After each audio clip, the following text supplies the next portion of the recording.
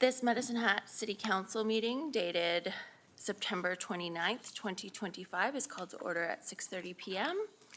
We will begin with a moment for prayer or reflection.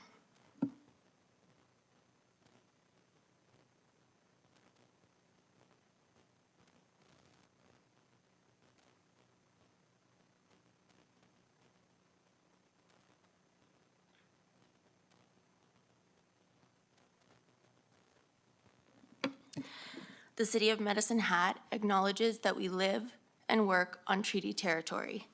The city pays respect to all Indigenous peoples and honors their past, present, and future. We recognize and respect their cultural heritages and relationship to the land. Adoption of the agenda. Councillor Van Dyke, do you have something to add? Yes, thank you. I would like to make a motion to amend the agenda or an addition to the agenda, an item under new business, business arising in closed session. Or business arising from closed session, is that the appropriate? Yeah. Yes, sorry. It took me a minute to get where you were going there. Councillor Hyder? Thank you, and through the chair, if we could possibly move item 7.2 and item 8.1 ahead of 7.1. 7.2 Parks Bylaw and 7.3 Implementation Plan Rate Classification. 7.2 and 8.1? My That's okay. apologies. Okay. Ahead of 7.1, Mayor Clark. Okay. Thank you. Any other additions or amendments to the agenda? Seeing none, we'll vote on the agenda as amended.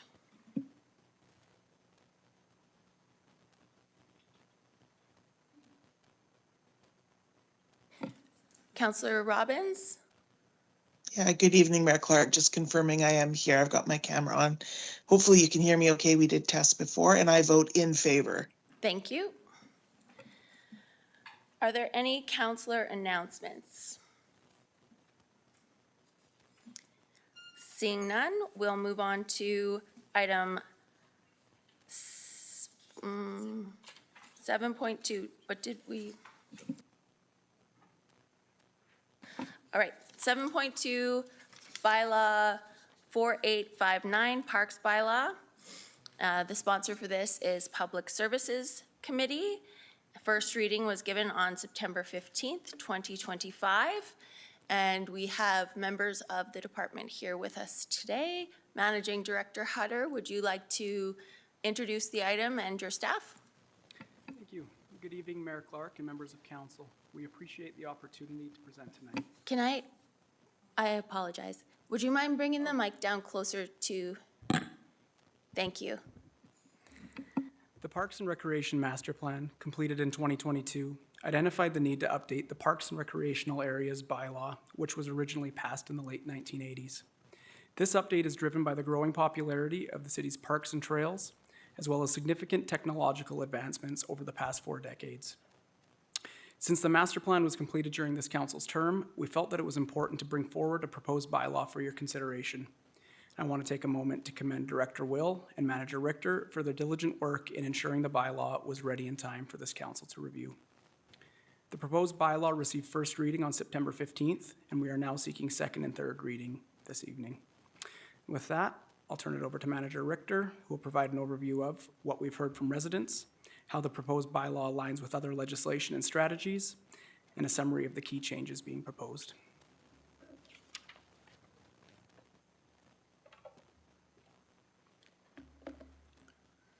Thank you, and I'll just wait for the presentation to come up.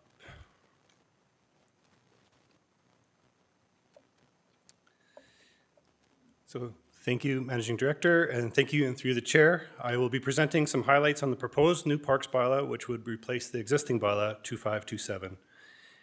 It is a modernized version to reflect both community values, societal changes, with careful consideration of federal, provincial, and other municipal regulations. Parks bylaw updates as bylaw 2527 was passed in 1987 with amendments occurring in the 90s. The 2022 Parks and Rec Master Plan recommended an update to the bylaw to reflect 4 areas: protection of park spaces as valued public assets, safety of users of city parks and trails, stewardship of the natural environment, and evolving technology trends. These themes represent the community values from all the engagements during the master plan and other Parks and Rec related engagements. So what we've heard during the Parks and Rec Master Plan, June 2021 to April 2022, there was a lack of bylaw enforcement, outdated bylaw, limited enforcement staff capacity. Parks and open spaces are cherished, and we heard this over and over again in all of our engagements. And enforcement is necessary and wanted, especially for things related to safety and enjoyment of our parks. During other engagements, although no bylaw-specific engagements were held, we did ask a number of questions on a whole bunch of different topics. A lot of people gave us their information as well. We continued to hear about enforcement issues or the lack thereof, and people have a role in protecting the parks, the people, and the wildlife in it. People wanted clarity on what is permitted and what is not permitted. And because of the modern uses of parks, for instance, drones, e-bikes, harvesting plants, pathway rules, events, and permits, they also wanted a desire to understand why. So the bylaw is an overarching tool for safety, wellness, and compliance, and it was built as such. There are a number of other bylaws and policies and initiatives that were kept in mind while building the proposed bylaw, but not just limited to those on the screen. Smoking bylaw, cemeteries bylaw, land use, alcohol, and the alcohol policy were also referenced. One theme that kept coming clear, there was an increase in community passion and sophistication on legislation, rules, stewardship, and ethics related to public spaces, and this likely due to the high value people place in these spaces. Some clarity on the jurisdictions. The MGA does help provide what is municipal, and more importantly, what can influence to keep the public safe and manage lands on community need. The update required diligent research, being mindful of what is federal and provincial, all while trying to be consistent with what you can and cannot do in a park space. For instance, federally, airspace as it relates to drones, provincially, angling and fishing as it relates to water bodies, and municipal, such as harvesting plants. So the first theme that we heard that came out of the Parks and Rec Master Plan bylaw was protection of park spaces as valued public assets. And I'm going to highlight some of the areas in each of these. So Section 10 talks about permits themselves. The bylaw seems restrictive at first glance. However, permits and permitted use can be granted for many of the items listed within the bylaw. Section 11 on enforcement, as we heard, enforcement is important to the public. These tie back to what we heard during the development of the master plan and the bylaw regarding enforcement. I want to stress the intent is to create awareness and educate and not to fine or be punitive. It is set up so that if people are unruly, unresponsive, or repeat offenders, there are clear penalties that can be enforced. We want to push awareness and educate and warn first before specified fines or any court appearances. Safety of users of parks and trails. Section 5 is the bulk of the bylaw with restricted activities. And again, these can attain a permit for the exception of some of these. The key phrase at the beginning of Section 5 is that people have safe and courteous behavior as a mantra for the bylaw. So some of the examples in Section 5, as it was talked about in terms of littering, and if that includes pet waste or not, and it does. So the definition is defined in AA.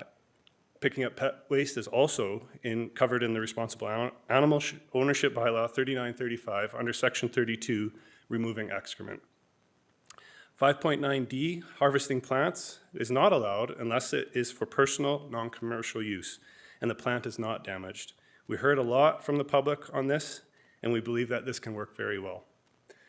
5.13 and 5.16, in terms of water bodies, restricted or activities that need to be paid attention to, like life jackets, swimming, boating, and children under 9 at Echo Dale within arm's length. 5.19 and 5.21 talks about fires and some bigger language in there. As we know, Fires are or can be problematic, especially during dry seasons. So this includes sections on fire bans, materials, extinguishing, locations, and times. And 5.22, camping, that you can only camp in designated campgrounds. So those are just some examples. Stewardship of the natural environment. Parks and trail sustainability relies on the environment. Stewardship for long-term enjoyment. So the additions to this bylaw ensure environmental stewardship in the natural environment. Specifically, there is recognition and protection of the Samus Archaeological Site. It is now defined, and in section 5.10, it states that you must stay on designated trails, similar to all environmental sensitive areas.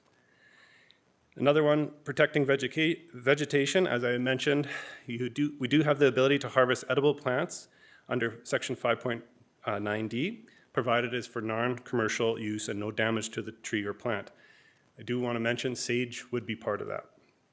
As we heard, numerous requests for this, for sage picking over the last few years through our office. This would help alleviate those calls to our office and people can just do it.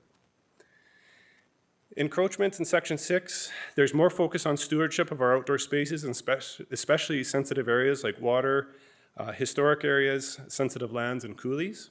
And just for reference, an encroachment is any physical intrusion upon or use of a park. So for example, you can't just throw a skateboard ramp or a rail in the middle of a park and hope that nobody gets hurt. That would not be allowed. That would be an encroachment. Or another example, you couldn't just set up your own personal fence and start gardening in the middle of a park. That would also be an encroachment. We have worked with community on making sure that we can make these things work, working with the Skate Association and community gardens as well. So the last one, evolving technology trends. So advancements in technology and changing social dynamics impact our outdoor recreational spaces. So these updates to address emerging trends include drones and e-bikes and e-scooters. I'm going to talk about drones first.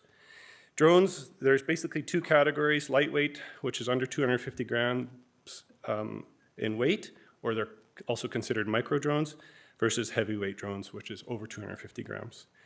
They're subject to the Canadian Aeronautics Act and regulations they're There's a good information and cut sheets available from Transport Canada, and some newer changes from Transport Canada effective November 4th for those that do fly drones, and those that do are probably familiar with these coming.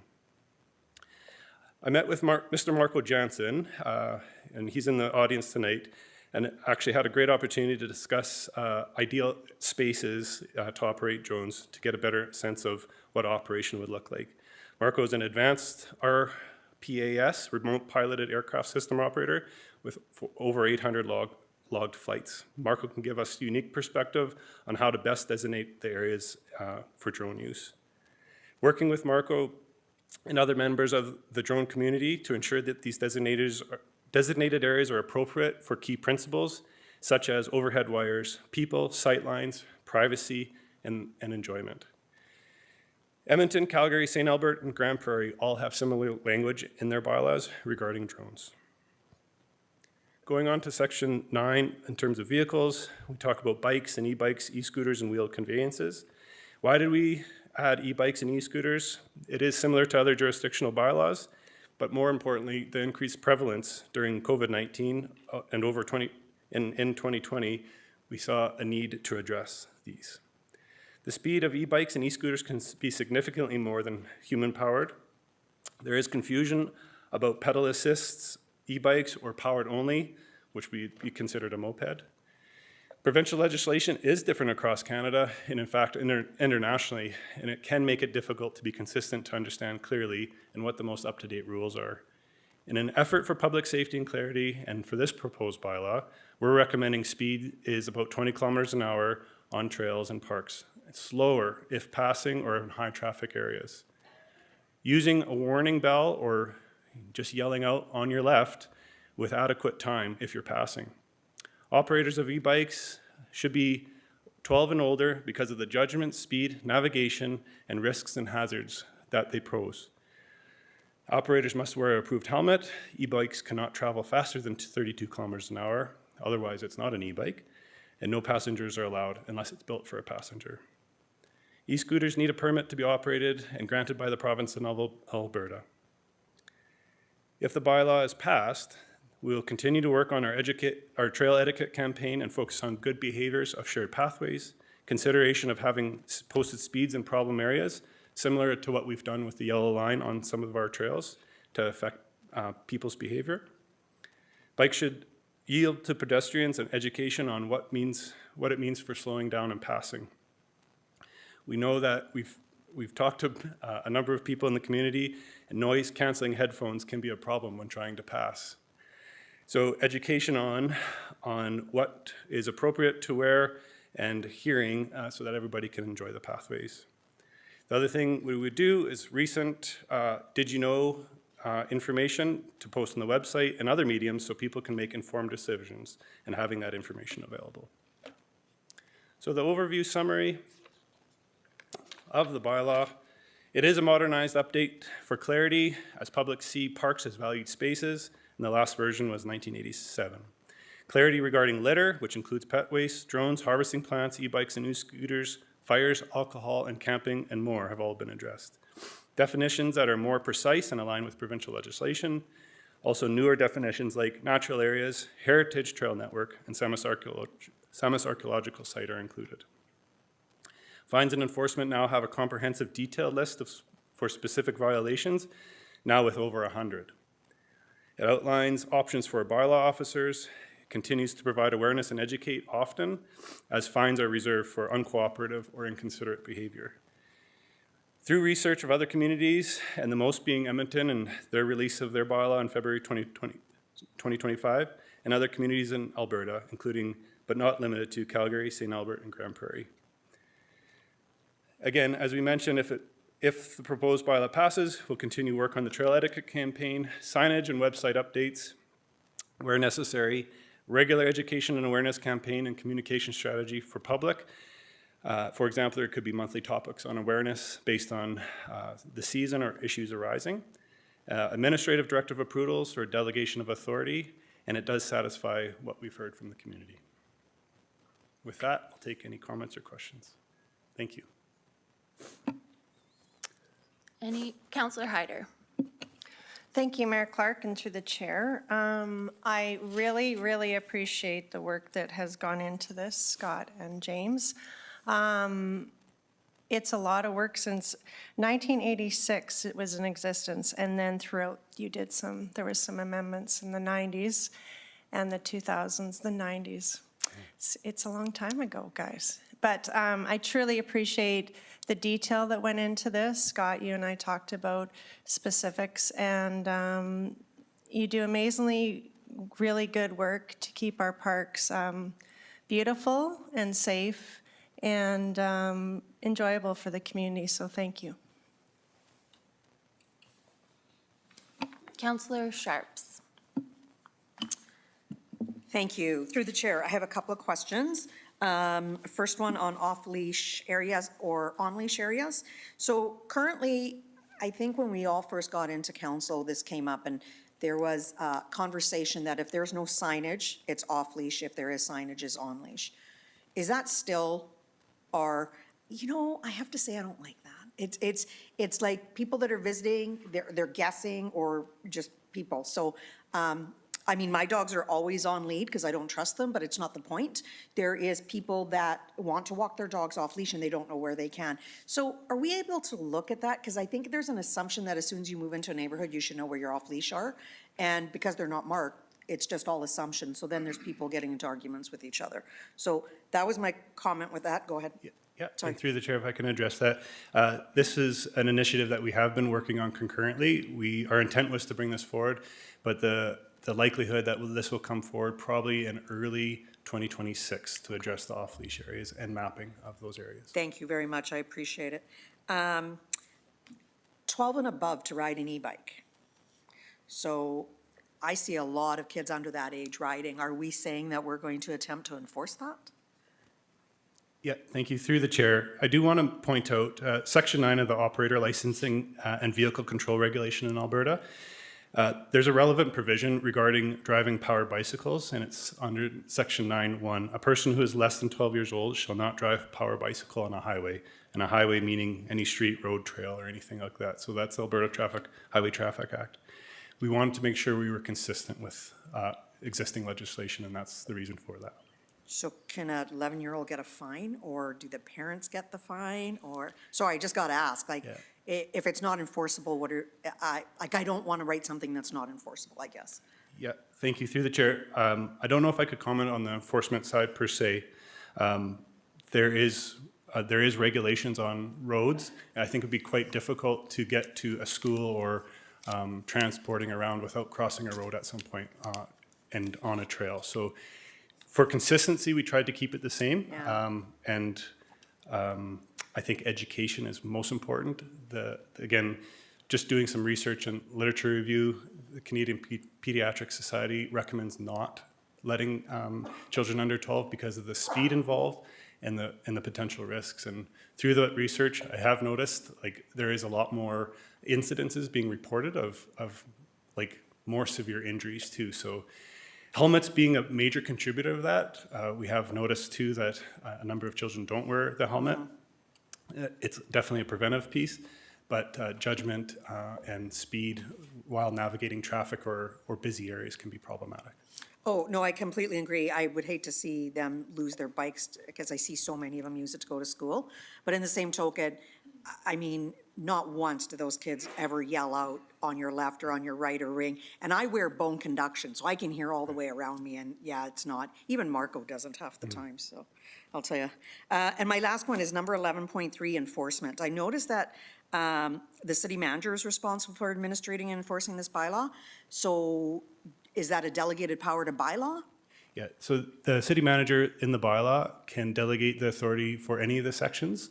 This has kind of already been done similar through our procurement and contracts. So the city manager is the authority for the bylaw. This is consistent with other bylaws in the province as well. So Edmonton, Calgary, St. Albert, and Grand Prairie all have similar language, and all those powers can be delegated. Okay, so then, may I, Mayor Clark? Okay, so my secondary question to that, if it's delegated, but can she delegate it to a member of staff? So I guess my question is bylaw now sharing this authority with James Will? Thank you. And through the chair, the delegation of authority, the officers would enforce. They're the enforcement part of it. The staff could be empowered to designate or permit areas. So that would be the clear distinction. So not ticket. Not ticket. Thank you. Councillor Knodel. Thanks, Mayor Clark. Through the chair to Scott. So I'm curious about when it comes to encampments and relocation of individuals who are displaced. What does bylaw recommend to those individuals? Like, I understand that there's kind of a multifaceted approach to the downtown area, including our downtown patrols, and we've got community services in place. But when bylaw comes to relocate, is that like a hybrid approach? Is there multi-parties involved, or are they just told to move along? Yeah, That's no. the first question. I've got one more if you're Thank okay you. with it. Yeah, through the chair, it is a community approach right now, and I know bylaw, the Medicine Hat Police, Parks, as well as other community agencies, all try to create that service so that they're not just being displaced and removed and then put somewhere else. So it is done through compassion and dignity, and we continue to do the same thing. Thank you. One more question, if you don't mind. So as you've mentioned, Transport Canada regulates drone use. Where does bylaw begin and federal regulations end in that context? And what authority can bylaw, like how, maybe I'll just stop there. I think that you probably get where I'm going. Yeah. Drone use, it's a great conversation. The operation of the drone in designated areas and parks is what we're trying to do or regulate, I suppose. So the airspace essentially is not ours to regulate, but operation does include taking off and landing. So you do have to have that as part of the operation of a drone. So working with these community groups, we're going to figure out the best places for those. And yeah, I hope that answers the question. definitely. And very last question, if you don't mind, Mayor Clerk. So one thing that I would hope for is that anytime we have, we're managing behaviors, that we start with education for any of these things. And it sounds like to me, just based on how you've described other elements of these changes, that that is the goal. Can you confirm? Yes, thank you through the chair. That is the primary for this. Speaking with bylaw, and when they were reviewing, they were asking a lot about those questions. The purpose of the bylaw is to educate, and we're going to try to create more materials and, in fact, have a meeting booked already if this proposed bylaw goes through to talk about how we will put those initiatives forward to the public so they're a little bit more digestible and understandable so that we can educate, create awareness, and then hopefully go, if it has to, go to that warning side. And then when it becomes uncooperative or unruly, then there's options for fining. So. Councillor McGrogan. Thank you, and through the chair, thanks for the presentation and the work on this bylaw. I had a question similar to Councillor Sharp's around the delegation of authority of the city manager. What I'm curious about is we've got an arm of the bylaw enforcement is actually under the authority of the chief of police. Now, I see that the city manager has the authority to remove people from the park. I don't know where the chief's authority starts and stops here with this bylaw, because ultimately, as we all know, their chief of police is responsible for the work that their bylaw folks do. Can you tell me where that meshes and where the chief comes in on this? Yeah, thank you. And through the chair, I might turn that over to Matt Klassen or to so that City Solicitor Ben Bullock in terms of the delegation of authority on that. Through the chair, I think we have Matt Klassen online. I'll see if he has an answer for that question.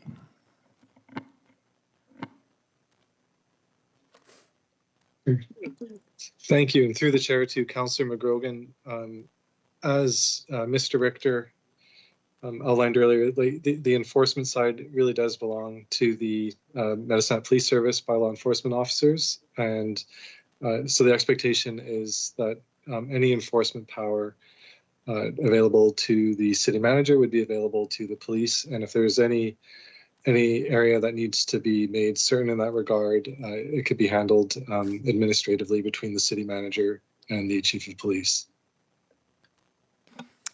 Thank you for that. And just to follow up, you know, I guess one of my concerns is any complaints that fall over the enforcement piece would go through the chief of police. And it just seems that it's markedly absent in this bylaw that that mechanism doesn't exist, or maybe you have some comment that would help me understand that. Right. Complaints about, like if there were a complaint would be made to the police, and then that would launch an investigation in accordance with their procedures, and then depending on the outcome of an investigation, there might be a ticket or some other enforcement action. It's in section in section 14.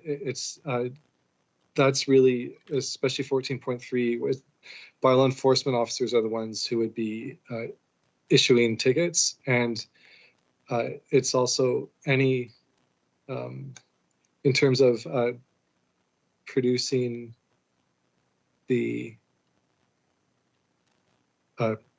producing identification and that sort of thing that would be a power that would belong to a bylaw enforcement officer in the course of their investigation. Hey, thank you. I'll trust that the chief's been, I guess, been part of this process along with the bylaw section and through their chain. So thanks very much. I appreciate it. Councillor Van Dyke. Thank you, through the chair. So I appreciate that your presentation included the drone piece and the e-bike piece, because those are the only two reach outs I had from the community in regards to this bylaw. And I did also just want to make one other comment, and that is from myself as a councillor and a community member. Thank you very much for the change to being able to forage, harvest, or glean edible produce from plants and trees. It's a long time coming, probably over a decade. And I just wanted to make a point of thanking previous managing directors, Brian Mastel, Brian Stouth, and then current managing directors Joe Hutter, and then James and Scott for your work on this. May A 38-year-old, sorry. I just am wondering if we should get a motion Oh, before sorry, we. is it not? Yeah. Oh, my apologies. No, that's okay. I was just going to say a 38-year-old bylaw had a lot of work to be done to update it when it was brought to us in 2022. I knew it was going to be a large task, and I appreciate everything that went into it. Thank you. I can put that on the floor, Mayor I'll Clark. second the motion. Okay, you can still ask a question after the motion. Go ahead. Yeah, I move that council gives second reading to bylaw 4859.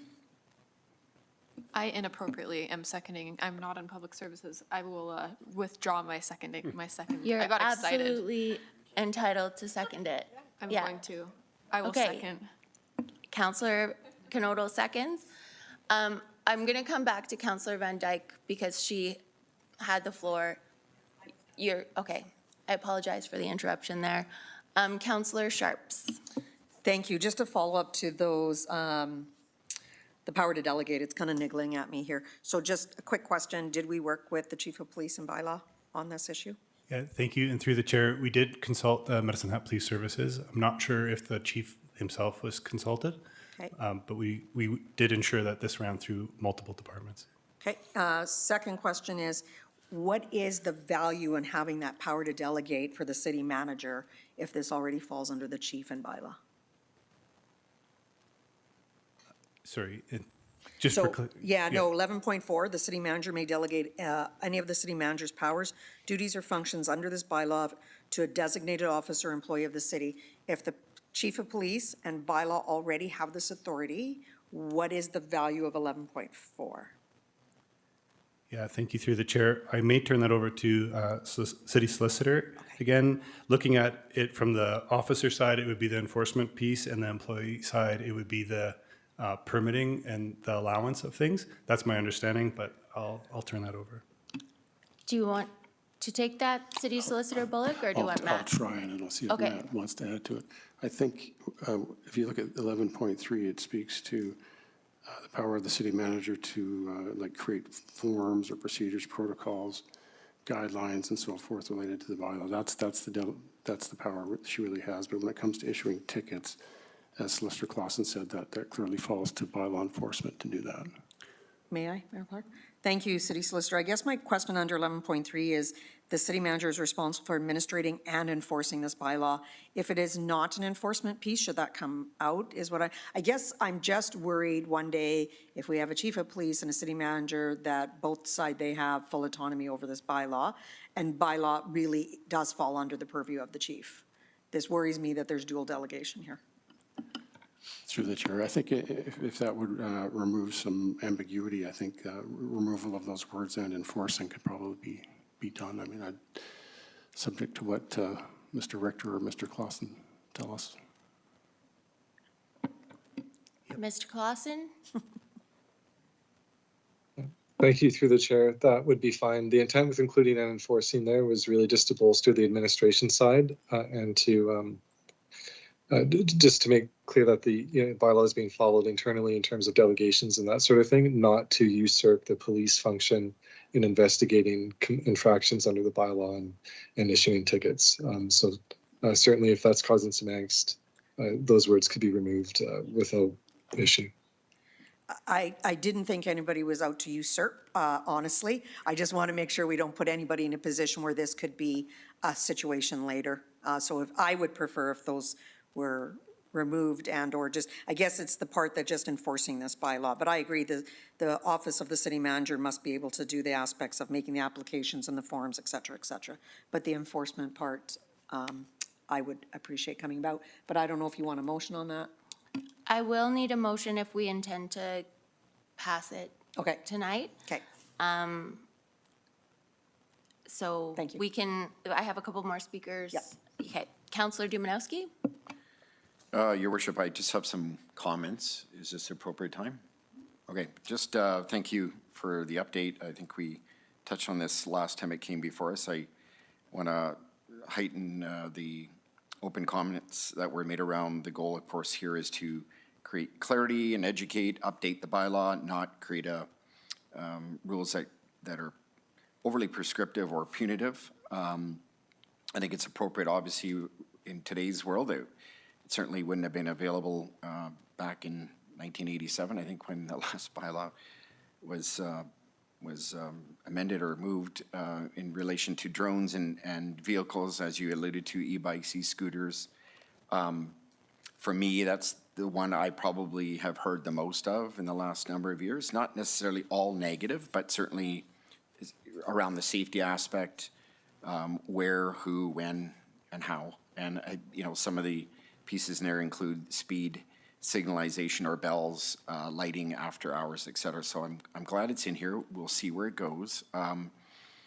The comment around drones, I mean, my sense is that even though there are federal regulations around it, bylaws in general can be instituted or put into place that strengthen or add, or they can be more robust, but they just can't they can't lessen what is already in legislation federally or provincially. And then last point, I think it's been touched on, is signage. That's a tough one because for every sign you put, there's somebody who says, I missed it. Do you put it at every entrance and exit, to every path, to every park? It would be a significant dollar amount, but the part you indicated, the education part, and giving some room for correction or learning when somebody is put in a position of being, I don't want to say caught, but being, there's some kind of infraction. I'm heartened by that, and I think that's an appropriate first step before we go down the path of creating signage that will inevitably always have to be amended and changed. So I think, and then the parting comment would be that obviously we review and or implement any changes regarding signage in the future. But I think the public will receive this well, and I'm appreciative of the engagement that took place with all the parties involved, and that we are fully in 2025 mode here. Thank you. Councillor Hirsch. Thanks, Mayor Clark. I agree with everything what was said, and Manager Richter and Mr. Will and Managing Director Hutter. Thank you for this. I think I just want to highlight the commentary that was made in here to that I had read about, that there's a lot of thou shalt nots. And I think people need to understand when you do the reach out, I think the intentionality is that people want to preserve a great resource that we have in this city and do it in a manner that's fair and respectful to all.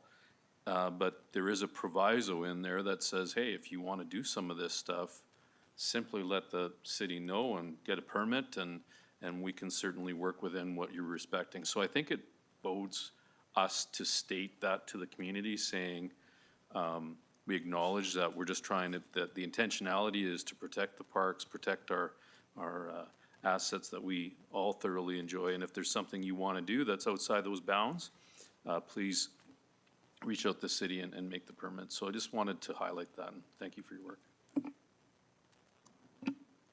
All right, Councillor Sharps, I don't have any further speakers. Do you have a motion now, or would you like to take some time to draft it? Do I have a few minutes? We can certainly take, Well, may I ask a question? Sorry, maybe City Solicitor Bullock could answer this. Basically, I just want to remove or see if we can change anything that addresses enforcement of bylaws. So do you want me to go line by line, or just a motion that removes enforcement by bylaw pertaining to the city manager? Because I think there's a few places where it says that. I think if we were just to take a 5-minute recess, we could probably resolve this, and we could point out the exact sections where that comes up, and then you could make a motion to amend those sections. Sure. Do you If we wanna give just me took a 5? break. are there any objections to taking a 5-minute recess? All right, we will resume at 7:15.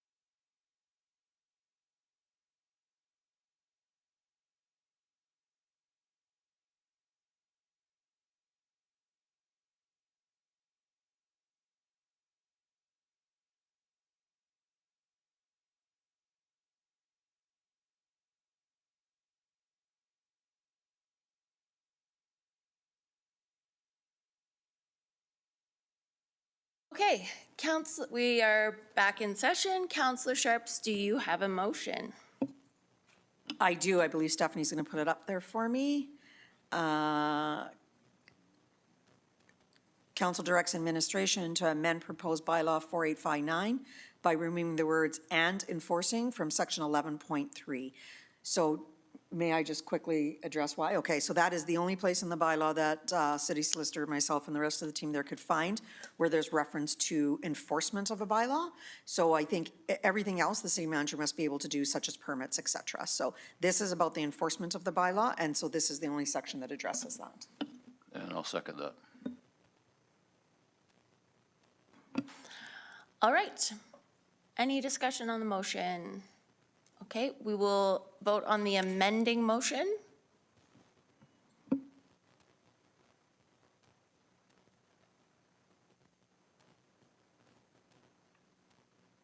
Councillor Robbins?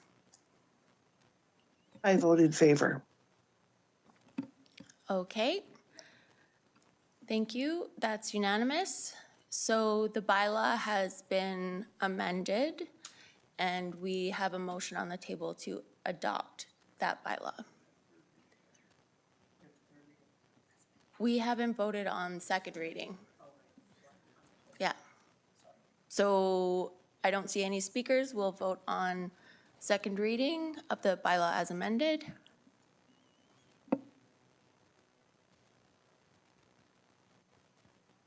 Councillor Robbins, how do you vote? I vote in favor. Thank you, Mayor Clark. That's unanimous. Councillor Hyder, do you have a motion?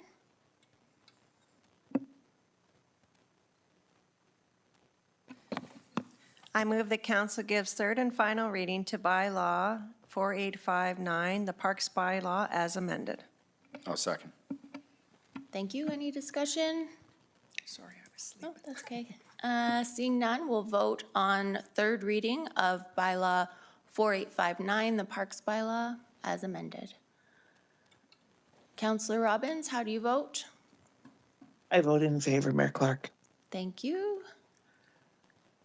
And that's unanimous. Thank you very much to the delegation that was here from Parks and for all your work on this. It is greatly appreciated. Thank you. I know it was a lot of work. Next up, we are moving to 8.1, Community Vibrancy Grant Distribution. And we are going to ask City Manager, Acting City Manager Pancoast for an introduction. Thank you, Your Worship. There is a request for decision in your package, and it outlines recommendations based on our Community Vibrancy Grant Advisory Board. My apologies. And we would like to offer that for council's consideration.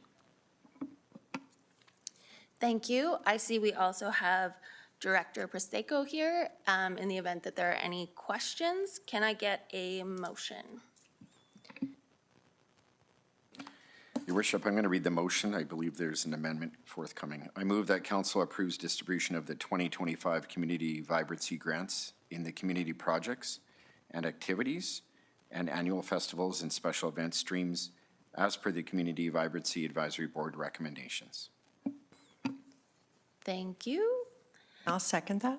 Thank you. Any discussion? Okay. Seeing none. Well, if someone wants to amend it, they'll have to make a motion to amend. I'd like to make a motion to amend the, being that Spectrum Festival has been a part of our community for over 30 years, I feel it is important that we financially support the organization. I would like to make an amendment to support Spectrum by giving the organization $14,500. The funds would come from our city manager's operating contingency fund. I'll second that. Thank you. Any discussion? Okay, I will note that there is another intake in January that summer festivals and the like will be able to apply for at that time. So any further speakers? Okay, we'll vote on the amendment.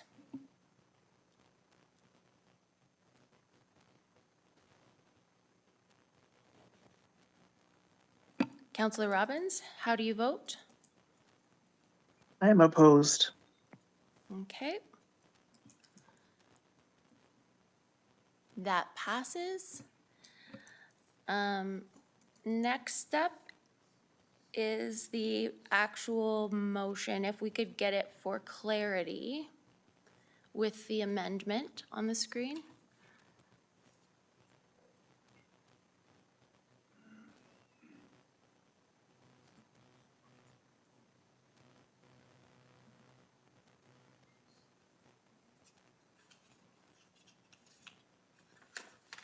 Thank you.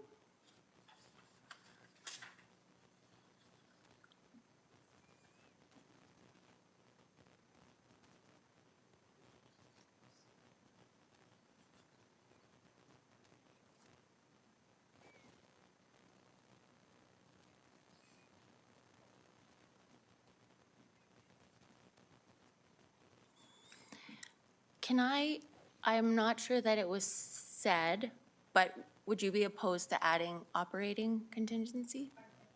Okay. Thank you.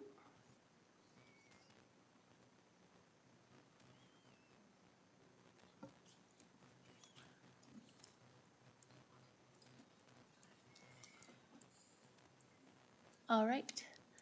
So that's the motion. Any discussion on the motion? Okay. I just want to note that all of the projects are very valuable, and we have discussed these grants quite a bit over the course of time. And the value that these events and community activities bring to our city, including economic benefit, downtown vibrancy benefit, in addition to making our city more fun to be in and improving livability. I think it's something that we can empower, but we don't have to undertake the activities themselves, and instead we can support people in our community who are doing good things. So I have Councillor Hirsch. Thanks, Your Worship. I guess lending support to the addition of spectrum. So first off, I want to thank the Vibrancy Committee for the recommendations. As we all know, they are recommendations. They dug deep. They went in terms of the direction and the spirit of policy in terms of what we try to do for funding. I think what we are finding is the current policy as it states now kind of celebrates the idea of innovation and something new. I think what's missing, and I understand that there's going to be a bit of a policy shape up to drive a little bit more of what we're trying to look for, but certainly want to acknowledge that the work that was done is much appreciated. I think we as a council saw a noticeable gap when it comes to spectrum. I think spectrum does get embraced. It's a long-standing festival, if you will, that happens every summer. I think there's an intentionality about celebrating our city and especially having the argument of having it in some of the locations has been. I think it definitely shows some value. I'm comfortable with the understanding that this will be considered somewhat of a one-off, and that we would maintain funding as we move forward in the next funding model. The only challenge I had with requesting if Spectrum did not receive funding this go round, is the ability for Spectrum not to be able to plan accordingly if they went from round 2, which would have been arguably in the spring, because although the granting process starts January and February, by the time the actual decision-making happens, it's very little time for them to organize appropriately. So on exception, I'm supporting this. Thank you. Councillor Knodel. Thanks, Mayor Clark. I just wanted to justify my no, and Councillor Hirsch has painted a better picture of the process and why this was proposed in the way that it was. I felt fairly strongly about allowing the pot of money to serve different groups that our Community Vibrancy Board brought forward and to support their recommendations.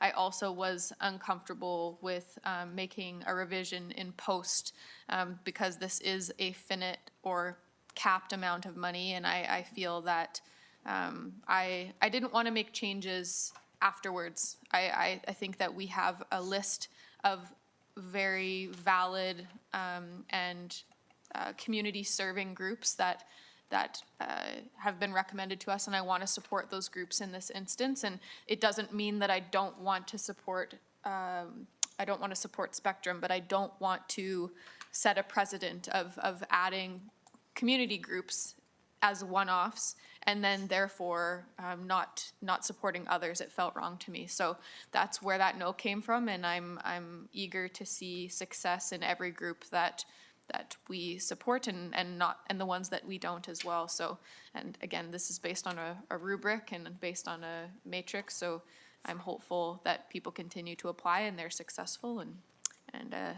appreciate your understanding. Thank you. Great, some very valid concerns in your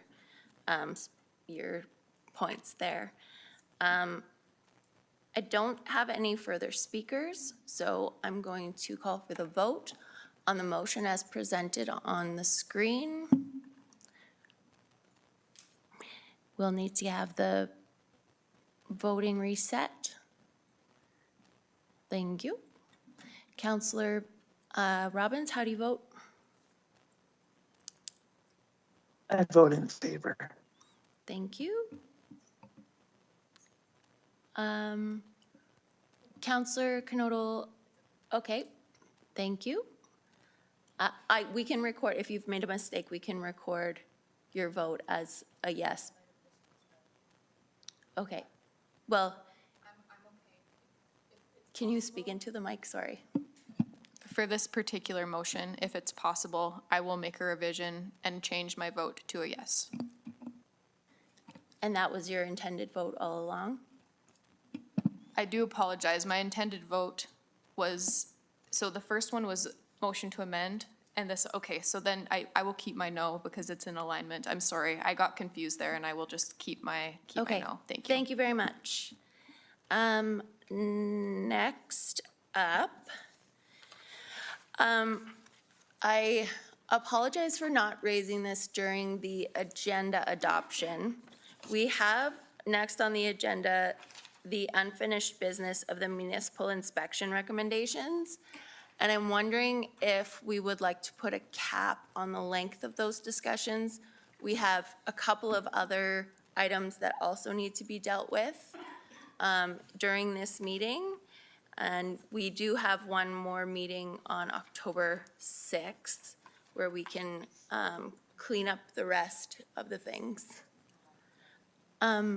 Councillor Van Dyke. Yes, thank you through the chair. So it's my understanding that we had to have gone through all of this by October the 1st.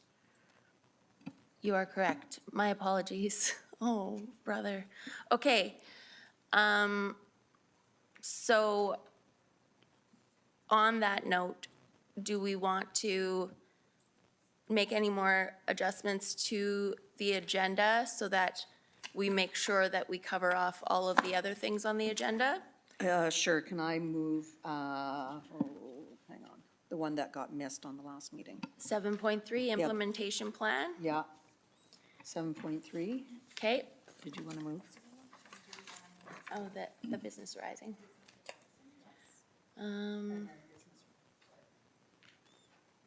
And then business arising?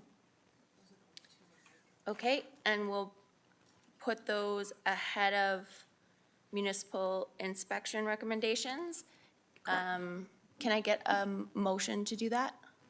I move that we move 7.3 and 8.2 in front of 7.1. Okay, can I have a seconder? I'll second. Thank you. We'll vote on that motion.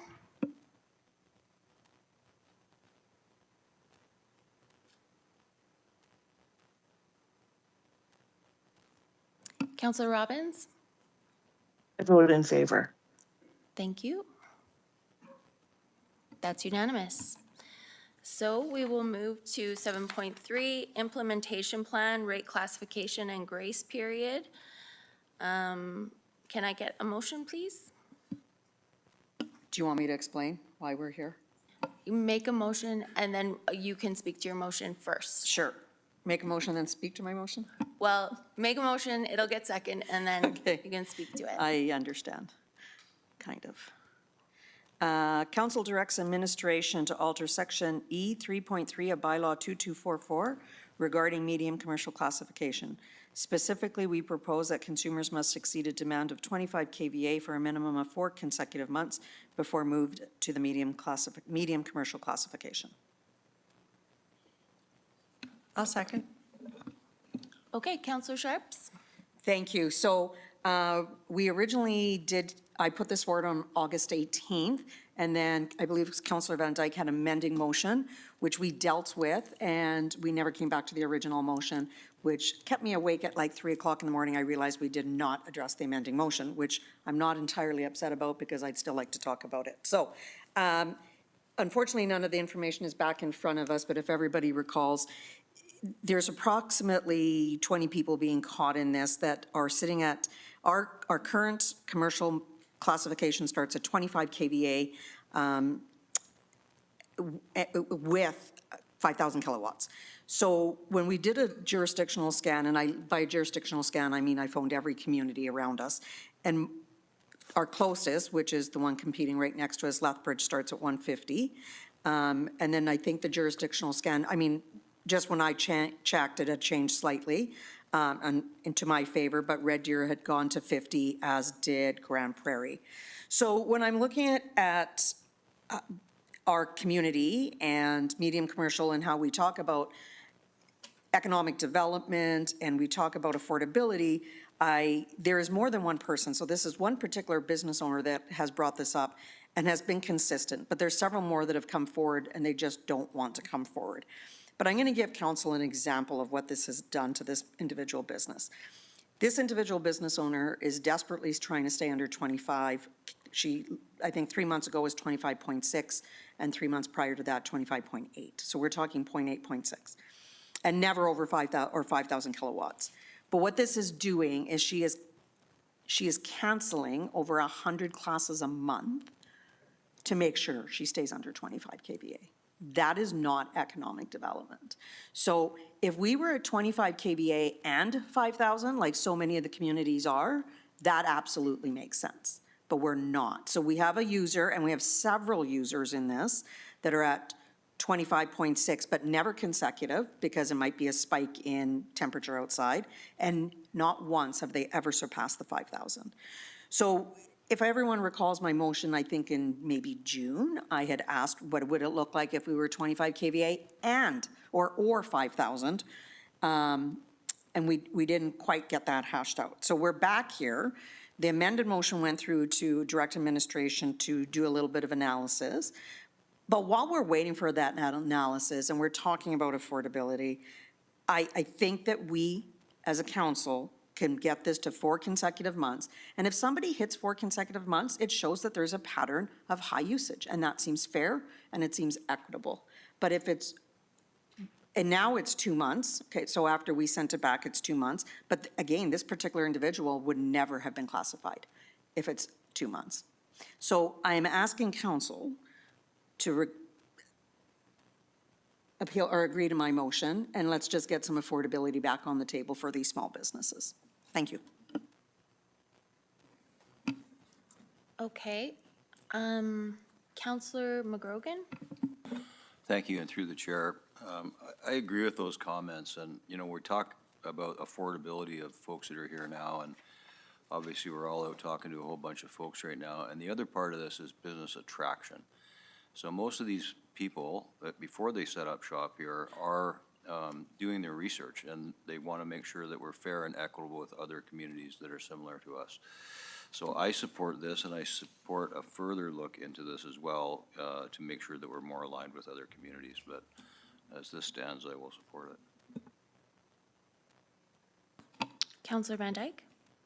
Yes, thank you through the chair. So I'm a bit confused by this. My understanding was that the amendment I had made at that meeting had passed to the original motion, that we requested information come from administration on the impacts of making this change.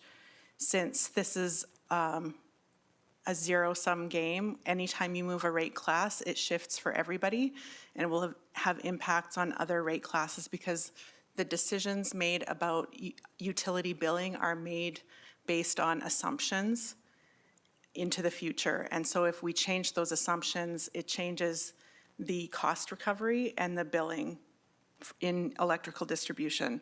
So I'm just confused as to why now we're having the original motion come for a vote when an amendment was made to it. I understand if there was not a second vote on the original motion, but it's my understanding it was amended. I would not be comfortable supporting the original motion. I would expect to see information to come from administration first to make an informed decision on the impacts of that. Thank you. I'm just gonna request that city clerk provide the background for the change or it coming back. Thank you, Mayor Clark. So the original motion as amended was not voted on. So that is technically what we're supposed to be voting on. So this amendment aims to ensure that that verbiage below should also be a part of the motion. That wasn't read into the.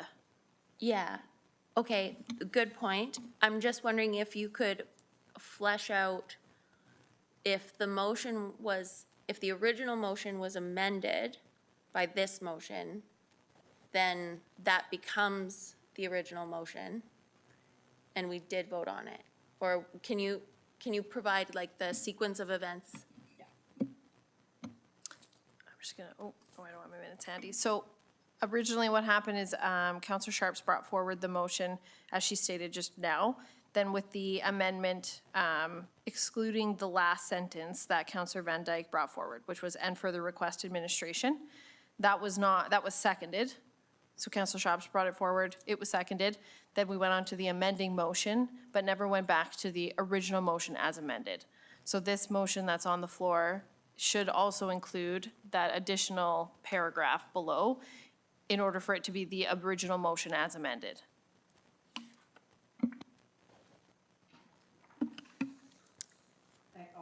May I? Okay. So I agree with this, like that, I do think we need the impacts, but again, we look at, and don't take this the wrong way, but the city's looking at the impacts towards the city. I'm looking at small business owners that are just trying to keep their doors open, and when we are talking about business and economic development, we can make this change. Again, 25.6 ends up being an extra $600 to $700 a month for that user class. So it's not just the utilities, but it's the MCAF and all the fees that go along with it. So I don't think you guys want to have a conversation about MCAF right now, so I was trying to keep it clean and just stick to these facts. So I like the fact that it's going back to administration for further, but my motion is still on the table.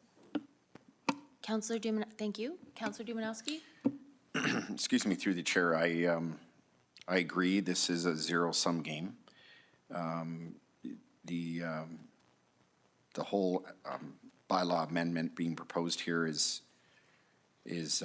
predicated on, and rightfully so, a very single, stark example of a business owner whom I also met with and have come to understand and appreciate. And I did say it the last time we spoke to this, until I had a deeper understanding around, I don't want to say the person or the personality or the people, the emotion behind these kinds of decisions, it didn't hit me as strongly as it did once I had that opportunity. But it is indicative of many other users who are in the same situation or predicament and are not willing or able or prepared to come forward in the same way. It is potentially a challenge that will have other implications, but to me, this is no different than when we debate the residential, non-residential tax ratio, when we look at other variables within utility classifications.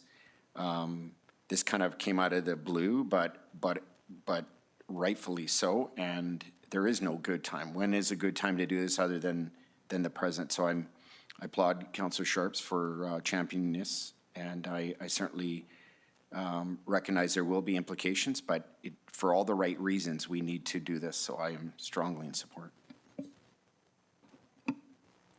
I'm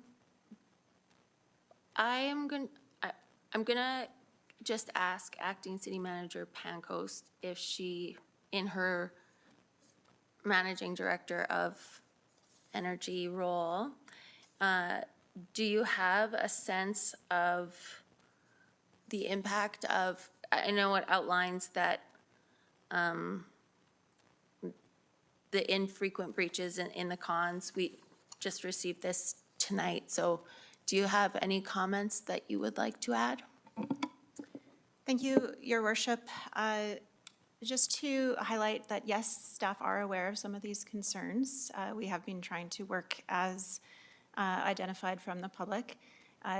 I will highlight, though, that I think there may have been some misunderstanding at the August meeting. I was not in attendance, but upon review of the tape and in discussion with staff, we will be coming back with requests for additional clarity. Last time that we did make some assumptions in getting to the outcome, our assumptions were incorrect, so it may just be a quick couple of conversations or something more formal if required. But more so to highlight that the work that the team is doing, it's all hands on deck to be prepared and ready to deliver the amended budget proposal for Q4 together with the related rates. So this type of work, because it will have an impact to the overall design on a zero-sum game basis, that's work that takes considerable effort, and we're likely to focus on in Q1 and deliver shortly thereafter as soon as we have something available. But we will not have it ready for this bylaw amendment in Q4. Those materials are already in draft to go through the approval process starting this next week. Okay, I have two other speakers. Councillor Hirsch. Thank you. So I appreciate Mayor Clark getting some floor time for Acting City Manager, in this case Managing Director Pancoast, to speak to it. We've been banding this back and forth for about, I would say, almost a year now. I absolutely and met some of the business owners as well. It is what we're challenged with is a zero-sum game. We've got we've got Manager Pancoast that's indicating that now they're in preparation in terms of the budget. What my consideration of this is that it does throw a wrench in terms of what that looks like. I absolutely appreciate the feedback of the business owners in terms of trying to maintain, adherence to this. I guess my question to the Managing Director is this a path of what is being proposed here, something that can be considered? Because I think for myself, I just find it, once you trip that switch, if you will, it is just so punitive, and I don't know what thoughts, and that's kind of where we're going back to the drawing board, if you will, of what this looks like for consideration of the business owner that, again, would have a large bill if they get thrust into that class just by an incremental amount. So, and maybe I'm putting on the spot, and I apologize, but is there something we can look forward to that looks at some sort of something that we can call down the middle, or something that would give some comfort to these business owners that are struggling in that regard? Go ahead, Acting City Manager Pancoast. Thank you, through your worship. Ultimately, this is the question that will be a challenge regardless, as distribution is a cost recovery of the expenses we incur and recovered through rates with an allocation of those costs across the different customer groups. That's where the zero-sum game comes from. If we design it in a way where certain customers are charged more, that means others will inevitably be favored. And the approach we tend to follow, both to focus on cost causation, that's an industry-based principle where typically cost is driven by demand, and it is the demand meters, the overall peak usage of consumption that drives that demand is how we've allocated it thus far. And we do that to try to defend how we approach things, not only internally, but if there ever was something challenged on a discrimination basis or other that ultimately landed with the Alberta Utilities Commission, that we are comfortable we have a defensible basis, that we follow industry approaches based on cost causation principles. That does look different for every community because it is fit for purpose based on the types of customers that we have in a community. Can we look at different designs? Yes, and we will based on the ask of council. Industry approach would be where you have demand meters available, tie it to demand. The challenge is we don't have our small customers using demand meters in all cases. So in that case, we focus on consumption. And I think that's the essence. It is possible that we could just deploy demand meters across everybody and then we would have accurate representation. There's a cost to that as well. So trying to find that right balance that fits affordability for our community in a zero-sum game. Where do you draw the split? What does that design look like? There isn't an easy answer, but we're doing what we can to meet the needs of our community while being defensible with provincial regulators if it ever came to that scenario. Can I just, for clarity before I go to the next speaker, basically, and this is sort of my recollection of the last meeting we discussed this, you're saying that if we make this motion, you're gonna be coming forward with a bylaw anyway. It's just that the bylaw and briefing note you bring forward will have this in it and the costing of it. Thank you, Your Worship, for that request for clarity. Yes, we will be bringing a bylaw amendment proposal forward in Q4. In fact, the first reading of that bylaw is set for November 17th, the first official business after swearing in of new council. So very quick into Q4, together with budget amendments that will be proposed for new council. Unfortunately, the work will already have had to have been done on this in order to include it. So the Q4 materials will not include this work, but because it's all hands on deck to get that work done in time for the Q4 efforts. However, it will be first priority once we're able to free some of our resources from the budget work and very end of Q4 into Q1, at which point we can revisit any proposed changes to the bylaw at that time, if that's helpful for clarity. Did you say October 17th? Sorry, November 17th. November 17th. If I misspoke. Councillor Van Dyke and then Councillor Sharps. Yes, thank you through the chair. So I just want to be clear of what we're voting on here because the language in the first portion of this motion and the second are quite different. So in the first sentence, it says directs administration to alter the bylaw regarding the classification. So that's essentially telling you to change the rate classes. Whereas the second portion says to bring back potential impacts of the changes. So I just want to clarify, if I were to vote yes on this, what am I voting yes to? A change to the medium class commercial classification or administration bringing information of the impacts of that proposed change?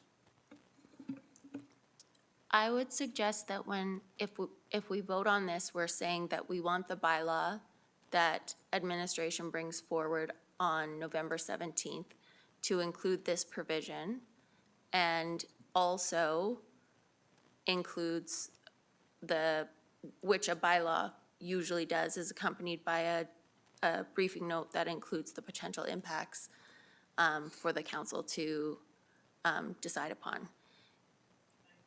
Yep, go ahead. Thank you. I'm just concerned because we don't know what the impacts are, and that's what I felt like was being asked in the amending motion that I made in this meeting, is that we would see what the impacts were before we directed administration to alter the commercial rate class. Because while it is negatively affecting a single business owner right now, possibly more, we don't know if it could, in fact, alter the rate class to negatively affect another 200 other business owners. We don't know that because none of that has been brought to us yet. So I would not support having this go for classification shift without that information first to know the impacts. That's what my understanding of my amendment was, is that we were asking for what the impacts of that would be prior to making a decision. Councillor Sharps? Thank you. So to me, it is an and between the first paragraph and the second paragraph. So my intent, I want to be clear, this is not 1 year, this is 15 months this has been going on. I am absolutely confident council can make a decision within 15 months. So I am not asking for a rate class classification to change. I am asking, so originally it was 25 kVA. And again, we are the lowest out of majority of our community areas. Everybody else is 150, starting 50 or 150. But what I'm asking is administration came back about, I think, 2 months ago and said, okay, we can make this more fair and you have to be a minimum of 2 consecutive months. And what I'm saying is, let's make it really fair and do 4 consecutive months. And the reason I'm saying that is, much to Managing Director Panko's point, all the small commercial class does not have demand meters. So it is not equitable and fair. So if we put all those demand meters in, we may have 100 more. But in the same token, so this individual happened to have bought an old bakery. So by chance of buying a building, putting into our community, holding all these classes, she's getting, whether we like it or not, it's punitive and it's penalizing. And that's not a dig against administration. It's the result of where she is. So 4 months balances, because administration made it very clear that they didn't want to change the KVA portion. So I went back, did a little bit more research, but it's 15 months. I'm hoping that we can give more than one business owner a break. And the reason the other business owners aren't coming forward is because they're seeing what this business owner is going through. And quite honestly, they don't want to come forward. So if we can do 2 months, I'm hard pressed to understand why we can't do 4 months. We keep the zero sum game, but it also stabilizes the fact that not all small businesses have those demand meters, and therefore the equity comes back into play. And then after the word rate, it would be and, because I do agree we still need to understand the impact. So the first part is immediate, the second part is impact. But 15 months is, if I took 15 months to make a decision on an immigration file, I would be out of business, hands down. So what I'm saying is council needs to pivot a little bit more and make these decisions. But I also understand that Manager Panko says there's clarity required on something. Okay, so different issue? Same issue.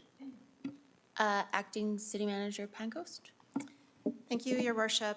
Perhaps a couple comments, and not wanting to engage in debate, just offering clarity. For clarity, staff are unable, I'll be clearer, unable to bring something back in time for the November 17th first reading. It would be after we are able to achieve a budget and 2026 rate decision. We would be able to start the analysis on this. It is heavy lift of several weeks to months, which is why we would be seeking clarity of intent so that we can do the appropriate work to get that done. And the reason I say that's lots of work, it's on the surface it appears simple to shift from what our current grace period is to 4 consecutive months. But 4 consecutive months ultimately means that a much larger group of account holders could be caught in this, which could shift them between the rate classes. And then the zero-sum game consideration comes into effect, where there is a larger portion that is positively impacted and a larger portion that's negatively impacted. So that's part of the intent we want to understand, and we would need to do the analysis on. So it wouldn't be until sometime in 2026 that we could return But that is one of the reasons why we would seek clarity. And for clarity, it's not that we haven't been trying to solve this. We have been responsive to all of council's motions on this in trying to find the right solution. We just haven't been able to achieve one yet. Okay. The other thing that just before we get too far down the road, the second paragraph was not included in the motion made. So if that is to be included, someone will have to make an amendment to include the second paragraph of the motion that is on the screen. And it has to be not the person who made the motion. Okay, so the motion as it stands is that council direct administration to alter section E.3.3 of bylaw 2244 regarding medium commercial classification. Specifically, we propose that consumers must exceed demand of 25 kVA for a minimum of 4 consecutive months before being moved into this rate. Councillor Van Dyke. Yes, thank you through the chair. So 2 things. One, it's my understanding that my original amendment had passed, so I'm not sure how it cannot be included in this motion if it was already passed in the original motion. That's the first thing. Secondly, I'm concerned about, again, the impacts of this, the first sentence portion, and the way it says directs administration to alter it. Because like I said, assumptions for budget are made based on a certain number of people falling in certain rate classes. And if we change the grace period, it's going to change the number of people in those rate classes and will change all of the budget assumptions, which is what all of our utility rates are based on. So I'm still not through, even if the amendment, which I think should still be on there, is on there, I have concerns about it, but I would support the investigation of it with the amendment. So if maybe the clerk could clarify, if an amendment has passed previously, can it be removed when the motion is brought Good forward idea. again? We were just talking about that. Do you have an answer?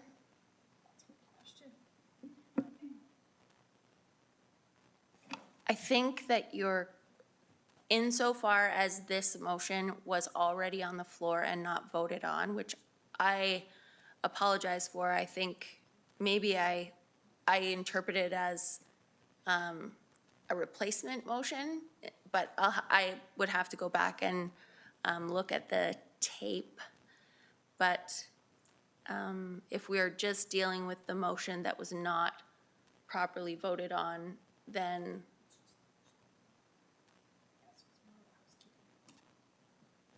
so city clerk says it's more of a housekeeping item. Yes. Because this motion was, essentially, that motion that is being proposed is kind of just floating there. It hasn't been decided upon.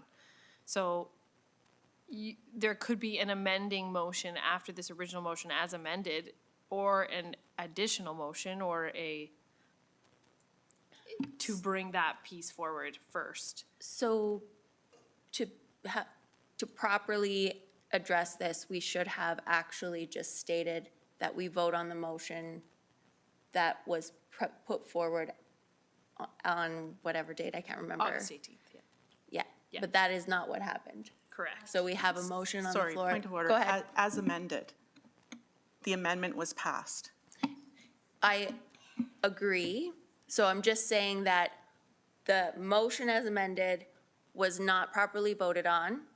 So what should have been brought forward is just that we vote on that motion as amended, but that is not what happened. We are now dealing with the motion that was made, which is the first paragraph. So I feel like I would appreciate perhaps taking a recess so that we can clarify, because it is on the table as presented on the screen.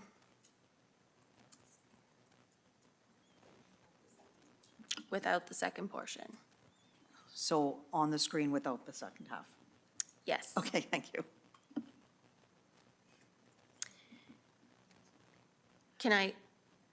You can ask a question. I would perhaps request that we either adjourn into close for a period of time, move into close for a period of time, or take a recess to get clarity.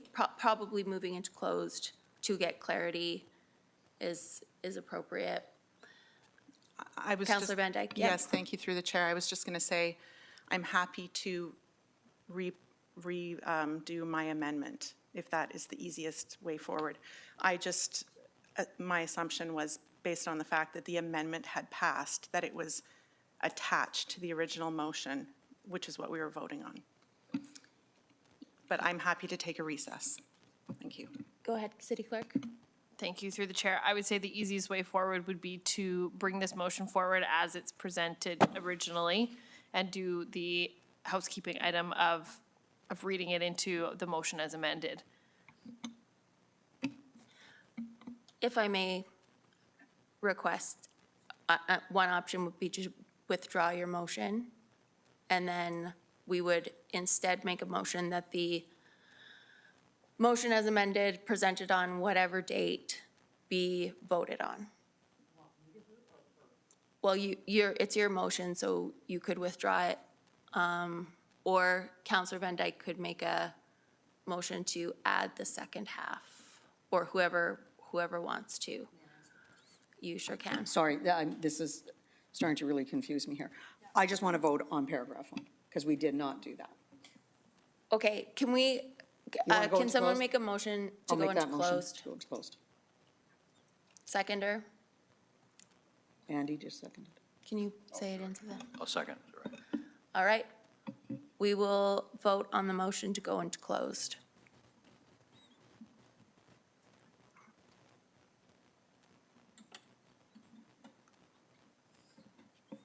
Councillor Robbins, how do you vote? I'm in favor, although I don't know how I'm going to join you, Okay. but I'm in favor.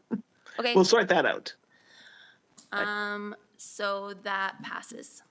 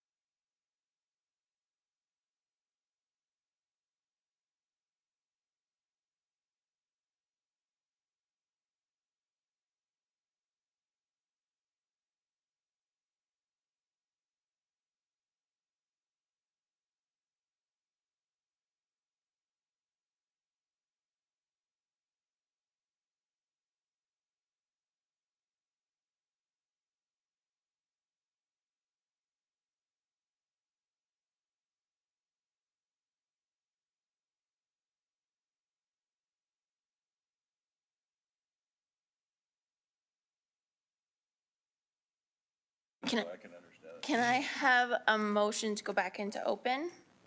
I'll make that motion. I'll second. Okay, Counselor Van Dyke motioned to go back into open. Counselor McGrogan seconded, and we will vote on the motion to go back into open. I vote in favor, Mayor Clark. Thank you. That's unanimous. So I am going to rule that the motion was out of order because it was presented, we're doing some housekeeping. So on August 18th, item 11.1, implementation plan, rate classification and grace period. A motion was made, it was amended, and the amendment was passed.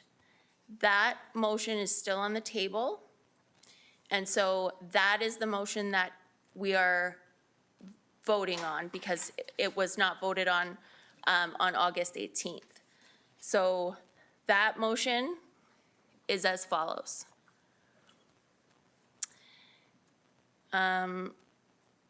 Councillor Sharps, Councillor Hyder moved that council my apologies.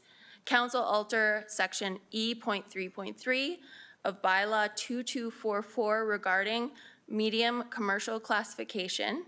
Specifically, we propose that consumers must exceed a demand of 25 kVA for a minimum of 4 consecutive months before being moved to this rate. This amendment aims to ensure that the transition to the medium commercial rate is based on consistent demand levels, promoting fair and accurate billing for our consumers. And further, request administration to bring back the potential impacts of the change in adjusting bylaw 2244. So that is a motion that is on the table from August 18th. So we are going to vote on that motion. Councillor Sharps. So I'm going to say this out loud for the people that are super confused, because the rest of us are too.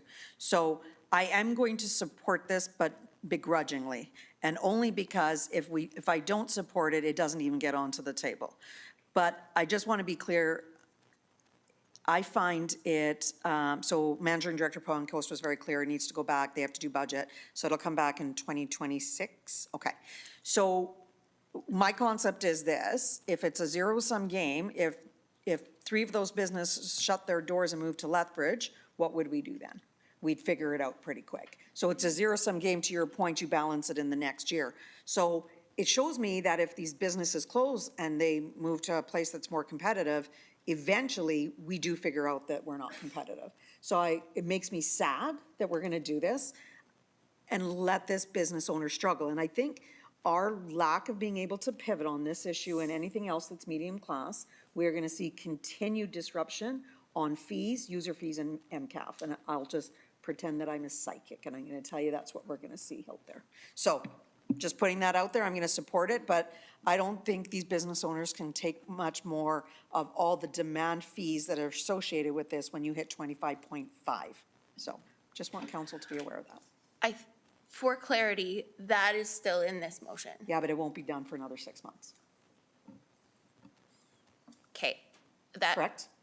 Well, it is a motion that's being put forward to administration, and they, I guess, need time to prepare it, but. I know, I think Managing Director Panko said 2026. Okay. Unless, of course, the next council doesn't agree with the bylaw. Okay, but the motion that you've put forward originally is still there. Yes, and I Yes. agree to it, and I just don't like the fact that it's 2026. Okay, Because it's been 15 months. okay. Just saying, out Okay. loud. Any further discussion? Okay, we'll vote on the motion as presented.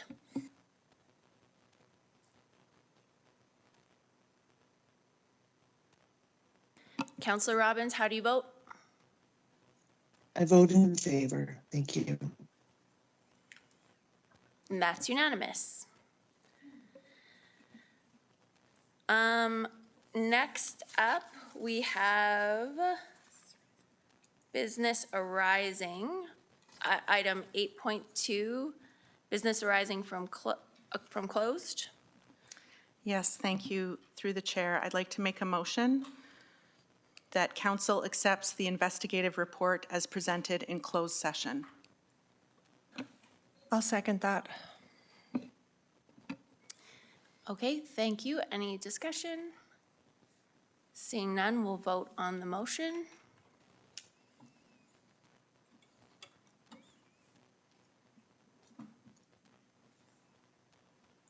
Counselor Robbins, how do you vote?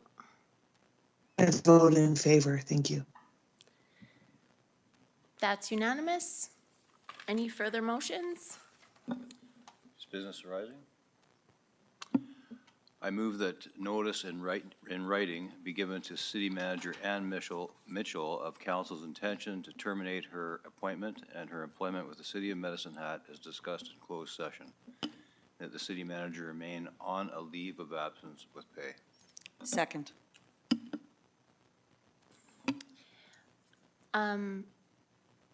Just for clarity, this is the process outlined in the Municipal Government Act. Any discussion? Can I request an amendment that legal fees, or we can do that as a separate motion, so, okay, so we'll vote on this motion.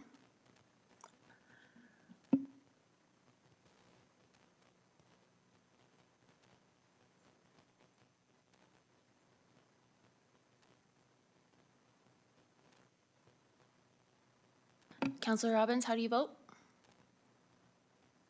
I am opposed to the motion. Thank you. That passes. Counselor Sharps? Yes. Council directs administration authorizing council to engage in legal advice in relation to the issues from business arising and for it to be allocated from the city manager reserve fund. Do you need more to that? I'm just not sure if there is, I think it would have to come from the operating contingency fund. Sorry, Lola, is it operating contingency? Yes, I don't believe there's any funds left in the 2025, or may not be sufficient funds left in the CAO contingency fund for 2025, so it would have to come from the operating reserve. Operating reserves, I apologize, thank you for correcting me. Sorry. So the motion is to fund legal advice in relation to this business arising from the operational reserves? And I'll second that. Okay. Any discussion? We'll vote on that.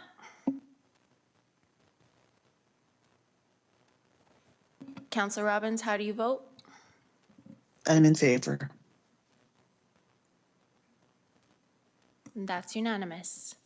Now we will move on to item 7.1, municipal inspection recommendations. Clearly, we have not a lot of time to get through all of these before October 1st, so I have quite a few comments about each one, but I can perhaps do that in written form at a later date. So we will move to G8, recommendation G8, which is on page 44 of the inspection report. The recommendation is that all members of Medicine Hat City Council respect the sanctity of the council table and respect privileged and confidential information until it is approved for distribution into the public domain in accordance with section 153E of the Municipal Government Act and Section 9.1 and 9.2 of the Council Code of Conduct bylaw, which is now void.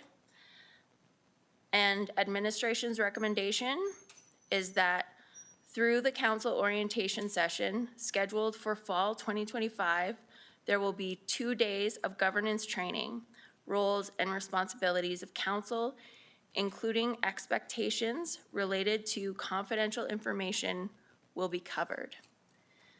Mayor Clark? Yes? Mayor Clark? I have a motion to make, Okay, go ahead. if I may. I move that council accept recommendation G8 and direct administration to include confidential information in the council orientation scheduled for fall 2025. I will second that. Okay, thank you. I think it would be also helpful to cover the risk of improper disclosure. This section includes a bunch of things that I do not believe are accurate, including allegations of leaks with no evidence or analysis in the report or findings of fact, credibility assessments and the like. And I do struggle with something being privileged and confidential information until it is approved for distribution into the public domain. If the information is not confidential, then it is not a leak, and counselors should not need approval to speak to the public or disclose information that is not confidential. So I think that importantly, things that are confidential or privileged should be clearly labeled, and otherwise the ATIA should govern the appropriate release of information. Any other speakers? Sorry, Mayor Clark, just a question, a point. Are you asking for that to be amended, or you're just wanting to speak to that? I just wanna wanted to clarify. speak to that. Because the motion that we're passing is simply that council orientation include governance training, including confidential information. Oh, sorry, can I speak to that? Yep, Councillor Sharps? Thank you, Mayor Clark. I do appreciate that. So I will say that in the past year or so, I have actually been privy to inside information that's actually never hit the council table. So I think that when we talk about confidentiality, we have to talk about it as an organization. So there's many people in roles that you are receiving privileged information, and literally some of the things I've heard from people in my circle, I've heard 2 weeks later at this council table in a closed session. So I would say that it's not just council. I think it's everyone that works here. We have to understand that. So I just wanted to support your statement there. Thank you. Can we vote on that?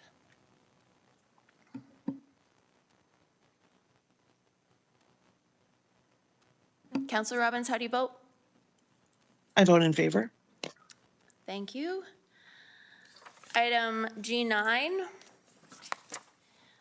The recommendation is that the City of Medicine Hat remove Section 6 from the Administrative Organization bylaw and thereby provide the city manager with flexibility to structure the city's organization in a way that best delivers the requirements of city council and city administration. Administration's recommendation is that administration recommends the creation of a city manager bylaw and the rescinding of the AO bylaw to bring the City of Medicine Hat up to date.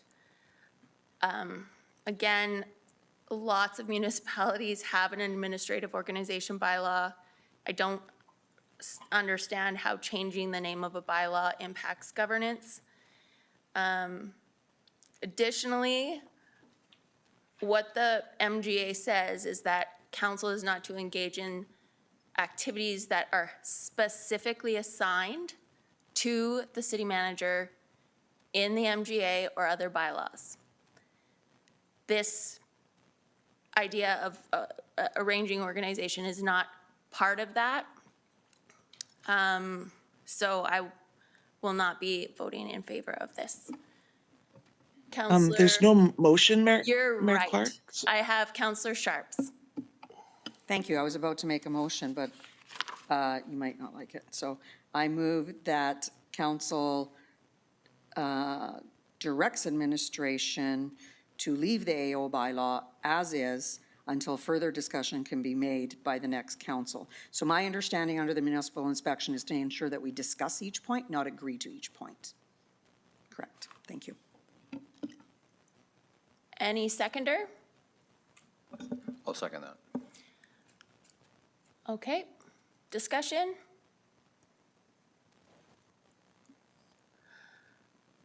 Seeing none. Oh, Councillor Van Dyke. Oh, sorry, thank you. Yeah, through the chair, sorry, this was a recommendation from the municipal inspector.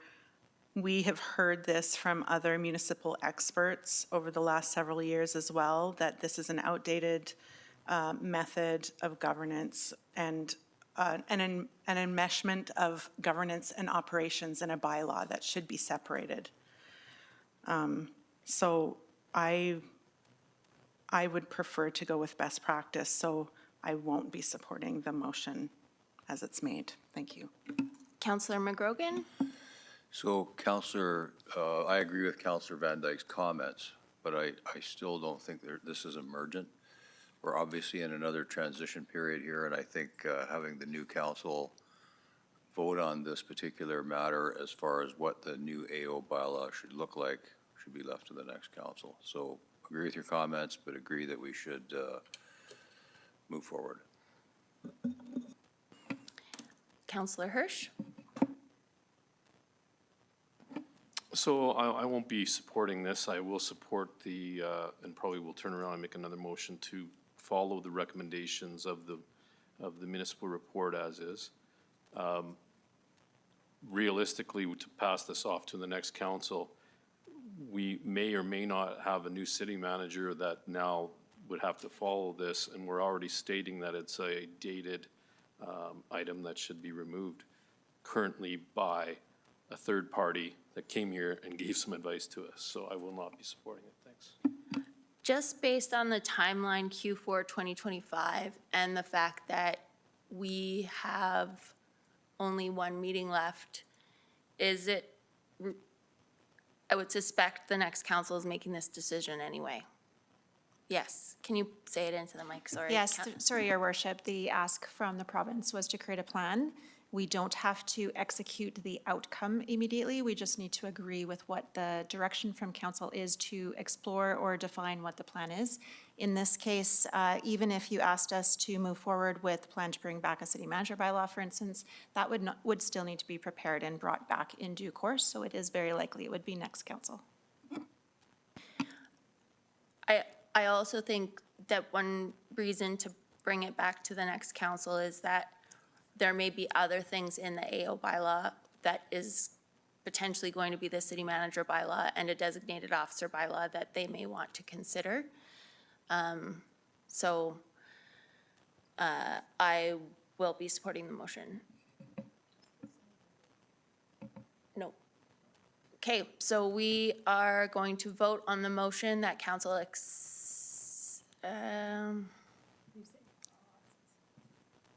directs administration regarding item G9 of the municipal inspection, recommendations to leave the AO bylaw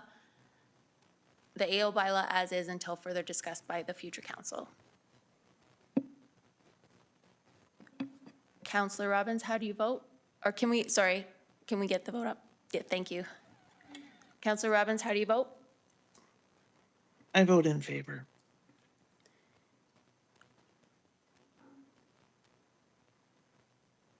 That is defeated.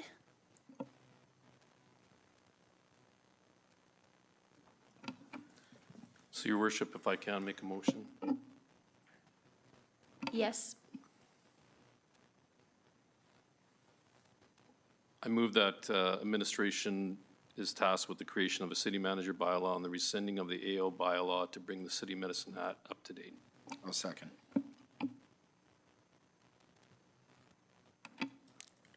Seconder? Oh, okay, I apologize, I didn't hear. Okay, any discussion, Councillor Sharps? Yes, thank you. I just wanted to say that interestingly enough, I think it was City of Edmonton just made a change, or maybe it was last year, where the city manager bylaw now includes managing directors to have a separate bylaw that report into city council. So it's very interesting, the changes. So every city managing director has a reporting function into council as well. So not as a direct, but as a dotted line matrix. So, and I think that is one of the reasons I'm suggesting, instead of making administration do all this work only for another council to change it, I think times are changing a little bit too, and council wants to be aware of the decisions they're making, not just accept them. So I will not be supporting this. Thank you. Seeing no further speakers, we'll vote on this motion.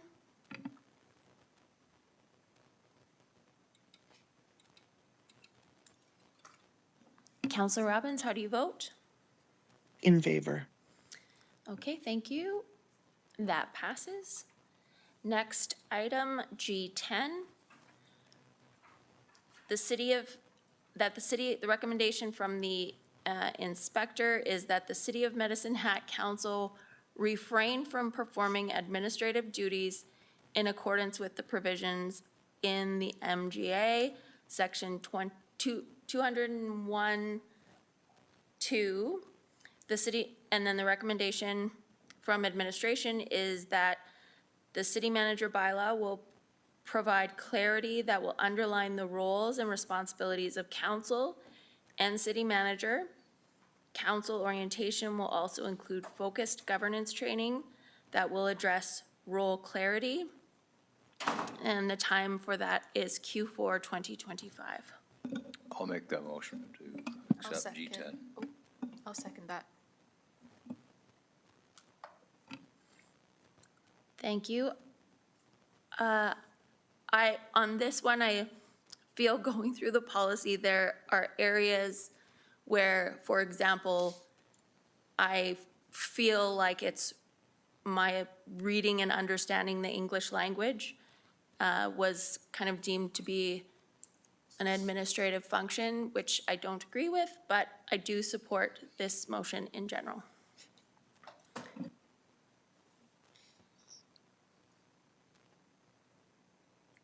My apologies, we will vote now.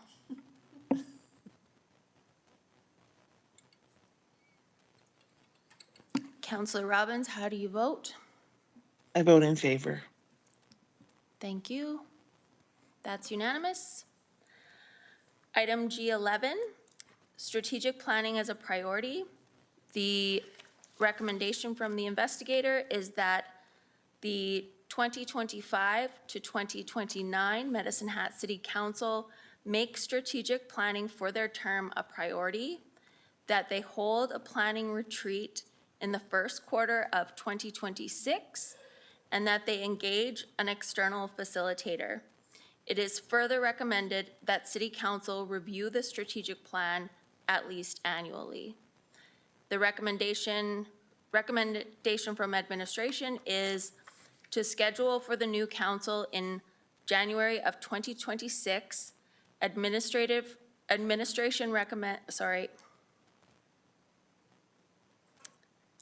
not sure about that first sentence, where that's supposed to go.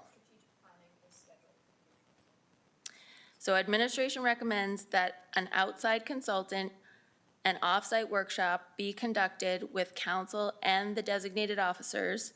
This will give the opportunity for administration to gain an understanding of the new council's vision and expectations. And then there is another sentence that says, scheduled for the new council in January of 2026. I'll make that motion. I'll second. All right. Any speakers? Counselor McGrogan? Yeah, I'm going to support this. I think it's a little over prescriptive, like off-site versus not off-site. I don't understand that, but I'll support it in its general intent.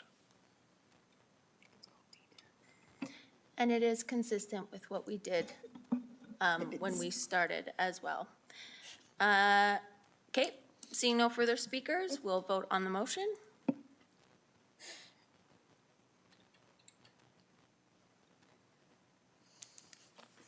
Counselor Robbins, how do you vote? In favor? Okay, thank you. That's unanimous.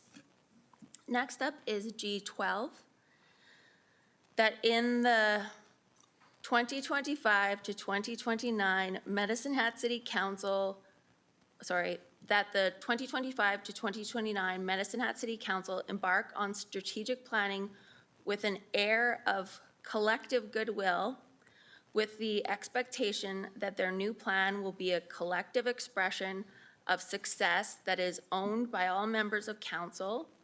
It is further recommended that the strategic plan be drafted by city administration or an independent contractor and be reflective of the direction provided through input of all members of city council.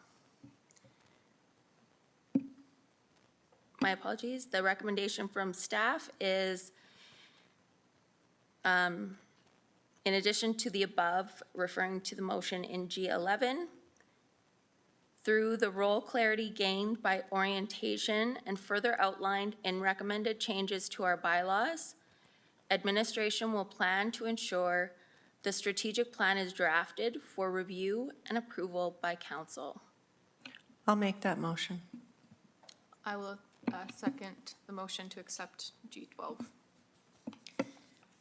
Thank you. I will also point out just in our deliberations that the the Premier issued an updated mandate letter to the Ministry of Municipal Affairs, which does talk about amending the Municipal Government Act. So I think some of these will maybe be clarified by that, but I am in support of this motion. We will vote. Maybe. Councillor Robbins, how do you vote? I vote in favor. Thank you. G13, the recommendation from the inspector is that any new strategic plan created by City Council contain a method of identifying whether the plan or parts of the plan have been achieved in terms of desired outcomes. The administrative recommendation is administration recommends that the new strategic plan is tied to KPIs which will follow through the department, departmental business plans. Additionally, as the strategic plan is council's governing document, quarterly updates should be delivered to council by the city manager. And that is expected to occur in Q4 2025, but I suspect that that should instead be Q1 of 2026. Acting City Manager Pancoast is nodding. Yes, Yeah, thank okay. you. I suspect part of these are Q4 because orientation will reference some of these elements, and that Got will it. begin in Q4, but some of these will necessarily extend beyond. So moved. Okay, Second. thank you. Any speakers? Councillor Sharps? Thank you, Mayor Clark. I just want to say that in our initial strategic plan, that was something that was done by Mayor Clark, I believe, and it was sent forward and it was refuted. So I will say that when the inspector looked at the last one, that's what he was judging it on. And so when I spoke to him, I clarified that it was actually done and it was kicked back by an individual, by the city manager, I believe, at that time. So it was done, and I think the council did do the right thing at the right time. And this is nice to know that the KPIs will be in going forward for the next council. I fully concur. I'm wondering if we would like to add a dashboard, that a dashboard indicating strategic plan progress be included on the city's website. I would make that amendment. Okay, I'll second. all right, any discussion? Seeing none, we'll vote on the amendment.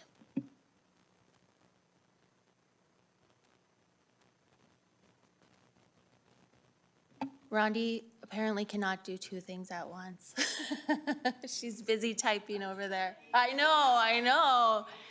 I was waiting for the vote to come up, and then I see she's rapidly typing away. Wasn't a criticism at all. Counselor Robbins, how do you vote? I vote in favor. All right, so now the motion as amended is on the table. We will vote on that motion as amended. Counselor Robbins, how do you vote? Also in favor. Thank you. Thank you. Approval of 2024, we did that one. G14 is already voted on. It was the motion to accept the city manager's performance evaluation. G15, city manager evaluation policy adherence. The recommendation from the inspection is that the mayor of Medicine Hat City respect the process for evaluations as agreed to by the city council and not provide additional documentation after the process has concluded. And the recommendation is from administration. Administration recommends that a city manager evaluation policy be drafted and presented for council approval. Q1 2026. So moved. I'll second that motion. Thank you. I agree that this is a very good idea. However, the content put forward by the inspector in this regard regarding my after-the-fact submissions was factually inaccurate, and I can release the information on that. However, generally speaking, I am very excited that an evaluation policy will be drafted. Any comments? Seeing none, we'll vote on the motion.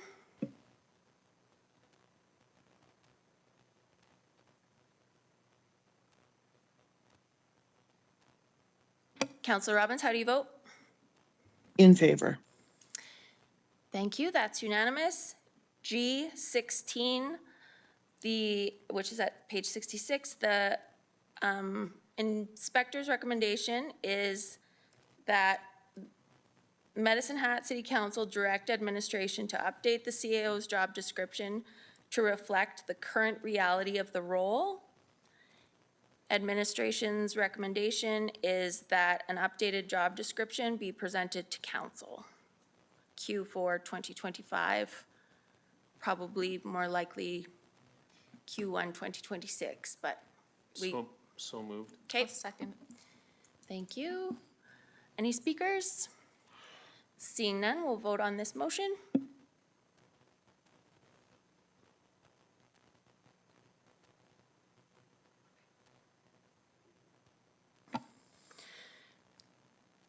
Councilor Robbins? I vote in favor, Mayor Clark. That's unanimous. G17, that the mayor of Medicine Hat be more conscious that others rely on her to visibly be at meetings and events on time, and that she avail herself of training to develop that skill. The administration recommendation is administration acknowledges the importance of time management. This area will be discussed during council orientation session. So moved. Second. Golly. Okay, We'll vote Mayor on, Clark, sorry, Yep. I can't raise my hand, but I have a comment on the recommendation. Oh, sorry, I'm turning my camera.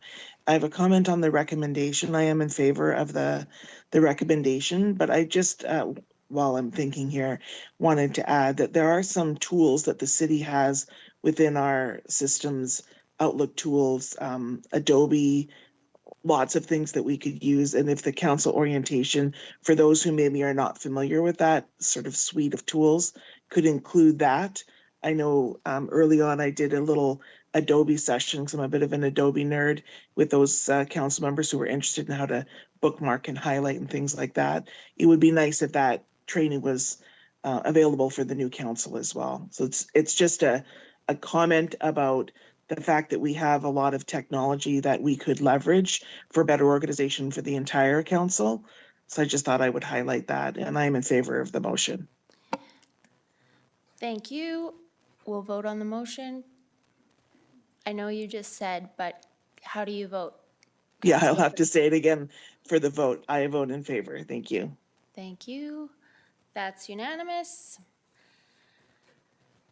That if an invited elected official cannot attend an event, that another elected official be asked to attend whenever possible in accordance with section 5.2 of the Council Code of Conduct bylaw, which note, that does not exist anymore.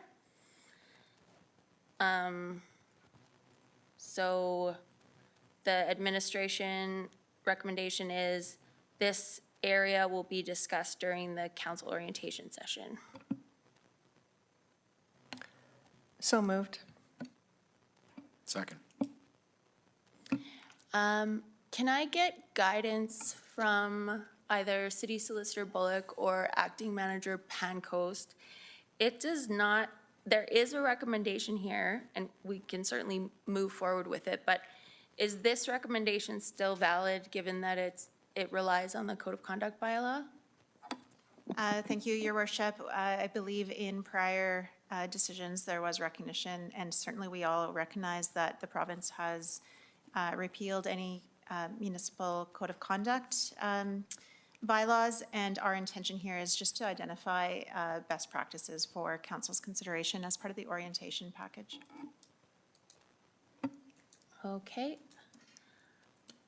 We'll vote on the motion.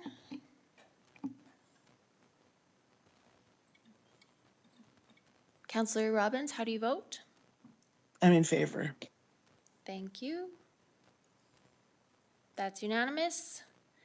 We have another one with the Code of Conduct, that any elected official speaking publicly on behalf of Medicine Hat City Council, and especially the mayor, ensure that their comments accurately reflect the position and will of council as a whole in accordance with section 5.3 of the Council Code of Conduct bylaw,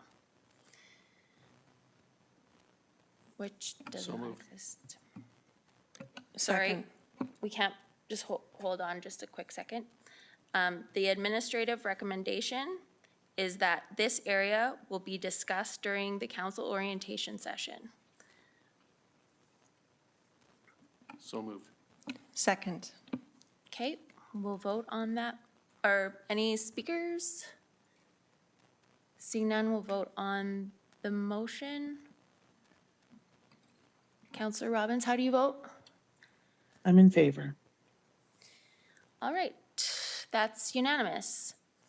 G20, that the mayor of Medicine Hat engages in regular one-on-one meetings with individual members of city council at least quarterly, and that these meetings include a standing agenda and a way of tracking progress on members' goals, priorities, challenges, and successes.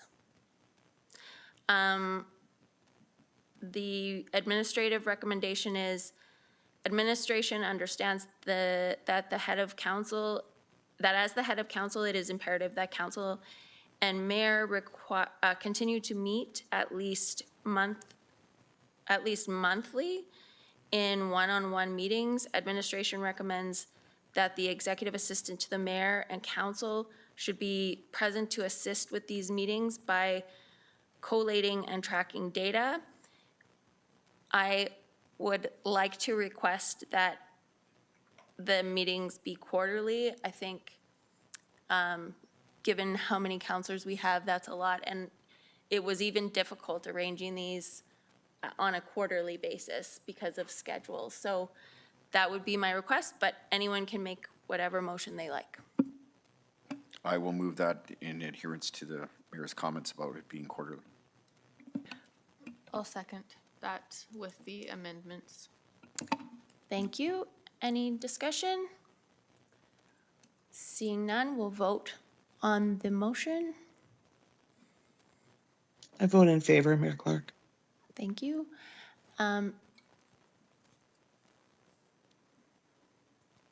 That's unanimous. G21, page 87. This is the inspector's recommendation that the Medicine Hat City Manager continue with the weekly update to council under the provision that any dissemination of confidential information by the recipients constitutes a breach of Section 9 of the Council Code of Conduct bylaw and Section 153E and E1 of the Municipal Government Act. The administrative recommendation is administration understands the importance of these updates. City manager has reinstated these updates as of June 2025.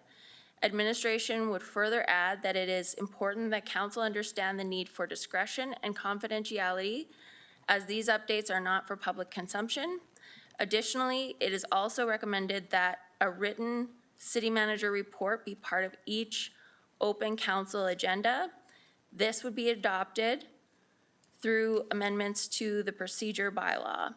And on this one, I also have a request that information within weekly updates or otherwise that is confidential be clearly marked confidential rather than making the entire document confidential just because one part of it might be confidential.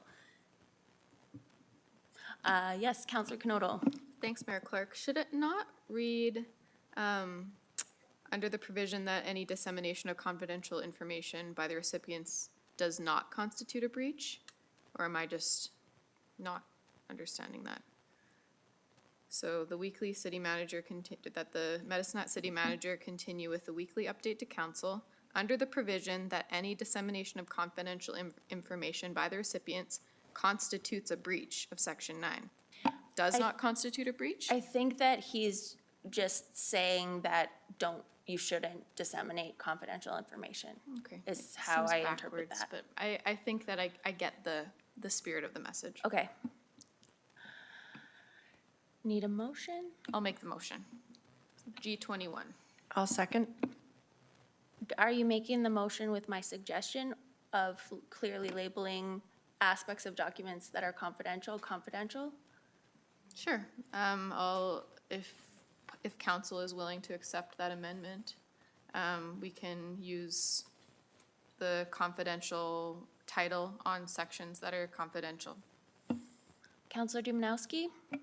Yeah, I'm not in disagreement with that, but I think kind of wholesale, it makes sense to suggest or label all that communication as confidential, and if and when the city manager would like to further communicate, or it could be that it's confidential due to timing or another variable, or it is a confidential item. And so I'm worried about parceling out which is what and which isn't, because that's when issues or accidents can occur. So I would rather leave it wholesale confidential, and at the appropriate space, time, and event, the city manager would choose to remove any of those items and make them public, or move them into the public arena in its appropriate time and space, that be done by them.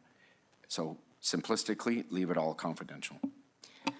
So my concern with that is that the weekly updates included things like the mayor and city manager attended a public event, or the news said whatever, things that are already clearly public, and to me, it's confusing, because that's clearly public information, but it's labeled confidential, so it just adds a layer of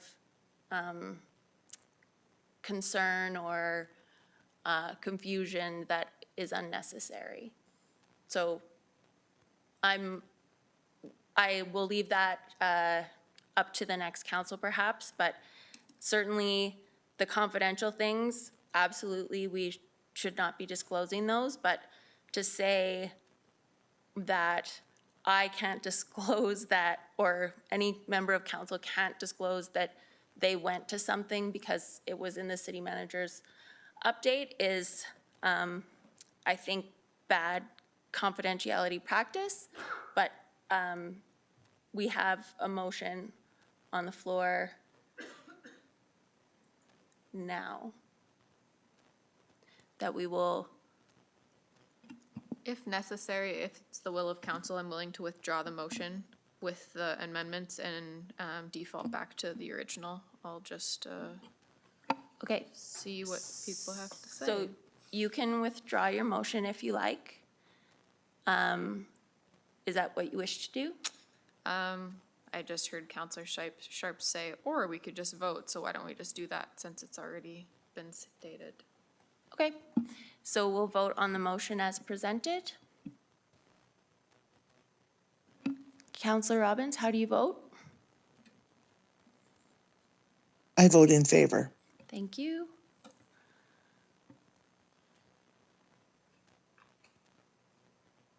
And that passes. Next up is,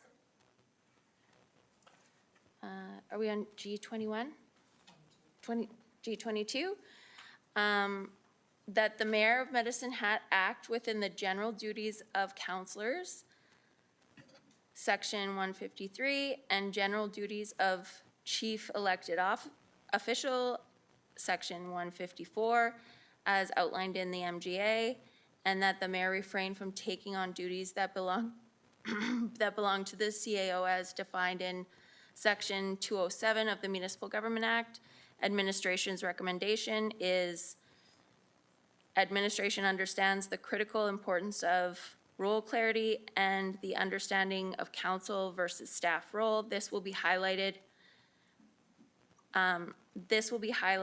Through the council orientation process and further defined via recommendation adjustments to related bylaws. And so this is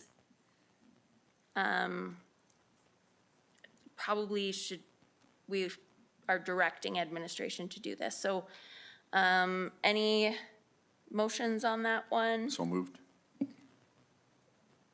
I'll second. Okay. Since the motions are not worded as, since the recommendations are not worded as directing, if you could add that when you make your motion.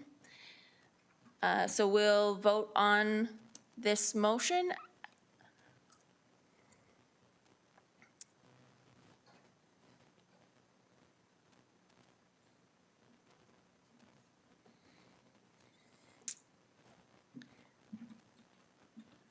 Councillor Robbins, how do you vote? I vote in favor. Thank you.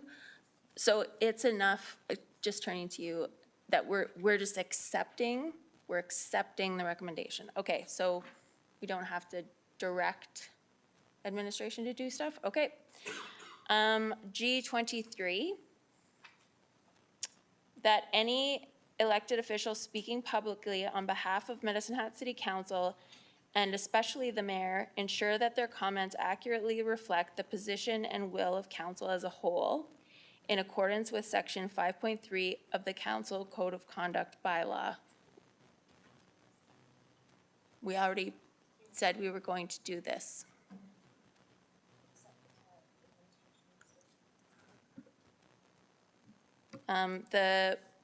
The administrative recommendation is that administration understands that the mayor speaks on behalf of council although that was in the Code of Conduct bylaw, which is no longer valid. This will be highlighted at the council orientation and reviewed during the governance refresher courses. Amendments to the applicable bylaws or policies will be recommended to enhance clarity. So on this one, I will just point out that the only occurrence that I know of the mayor being the designated spokesperson was in the Code of Conduct bylaw, which no longer exists. So if it's the intention of the next council to have the mayor be the spokesperson, they will have to have some kind of policy or bylaw that delegates that power.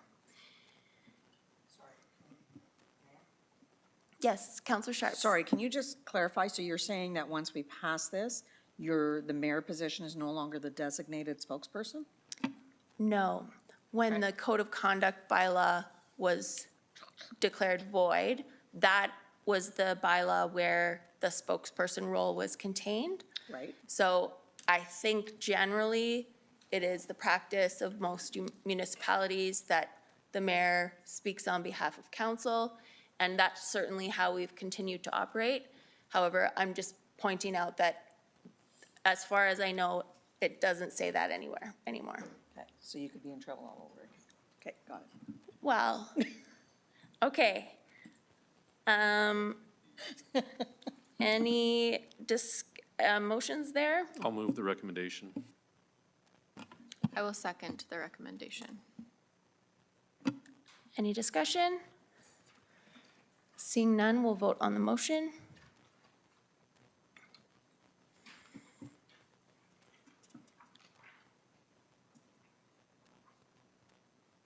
Councillor Robbins, how do you vote? I vote in favor, although I would note what you've noted already, that I think it's identical to G19, but Yeah, I think you're right. anyway, I think it's absolutely identical to G19. Anyway, I voted in favor then, so I'll vote in favor now. But I think there's a duplication there. Okay, so that is unanimous. G24, page 91 of the inspector's recommendation is that the mayor of Medicine Hat request of other members of council the topics they would like to have discussed between the mayor and CAO, and that the mayor follow up the mayor-CAO meetings with a written or email report to councilors within 2 business days. The administrative recommendation is this will be highlighted through the council orientation process. On this one, I would note that this is not anywhere in our, and it hasn't really been past practice of how this works. I think generally council members go to the CAO with their questions or concerns. So I'm in favor of this. I'm just suggesting that it is a new practice rather than carrying on with an old practice. I'll move the recommendation. I'll second that recommendation, G24. Thank you. We'll vote.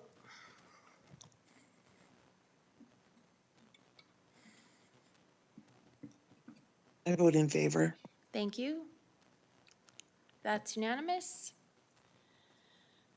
The next, G25, page 91, that the mayor of Medicine Hat refrain from providing lengthy email messages to members of council and the CAO on topics that are more appropriately discussed in either the mayor CAO meetings or in a council or committee meeting. The administrative recommendation is enhancements referenced above related to ensuring regular check-in meetings between the mayor and city manager, improvements in reporting and related communication flow between the city manager and council, et cetera, are expected to mitigate the need for lengthy emails. Further, biannual check-ins with council and city manager should be conducted to ensure needs on both sides of the relationship are being met. So we'll note on this one that the lengthy emails were following up and following up and following up upon not getting a response. So I think I'll move the recommendation. including the correspondence that the city or the inspector relied upon in his report. Councillor Dumanowski, do you have a motion to make? Yep, I move the recommendation. I'll second. Thank you. Any discussion? Seeing none, we'll vote. Councillor I vote in Roberts? favor. Thank you. That's unanimous.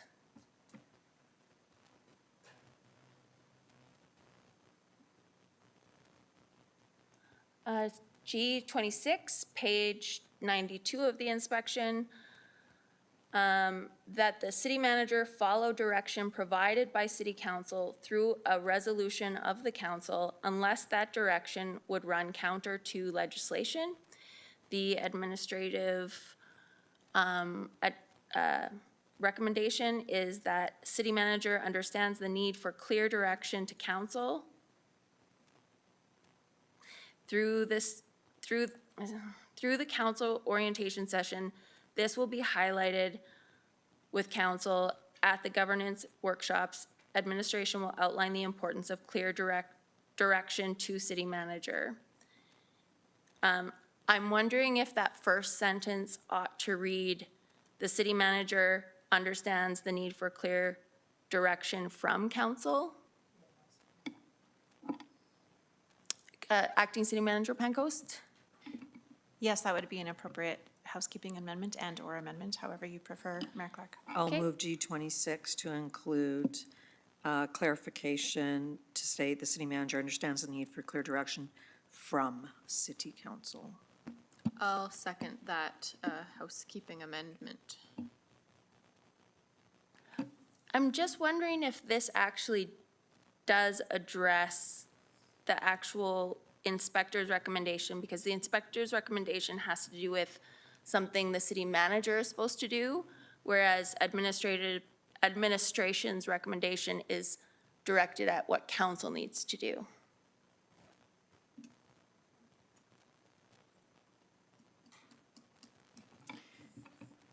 Your worship? Yes. If I may, I suspect this is the city manager acting capacity today, but city manager role in general would understand the need for clarity, and in anticipation of new council members to some degree, would make sure there's alignment through the orientation process, that it is required both ways, that clear direction from council, and that city manager would have the expectation to put their hand up and request additional clarity if required.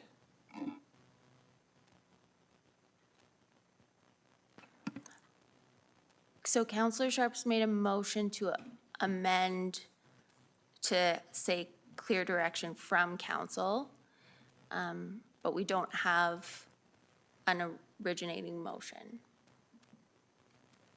So that just amended administration's recommendation that I read. We need a motion to actually accept that recommendation or otherwise amend that recommendation.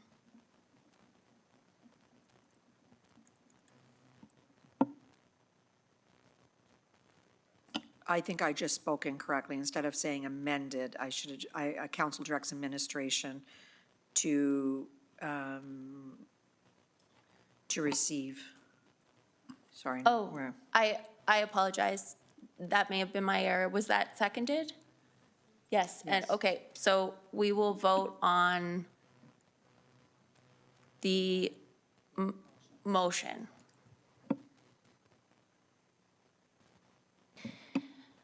Counselor Robbins, how do you vote?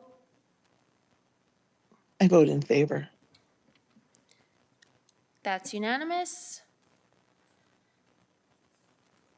The Medicine Hat The next recommendation is G27. The inspector's recommendation is that Medicine Hat City Council members remain aware of their roles as community spokespeople and abide by the council code of conduct when interacting with outside entities and media, and further, that members of city council avail themselves of professional development opportunities related to council's role in communications and engagement. Administration's recommendation, this will be highlighted at the council orientation and reviewed during the governance refresher courses. Amendments to the applicable bylaws or policies will be recommended to enhance clarity.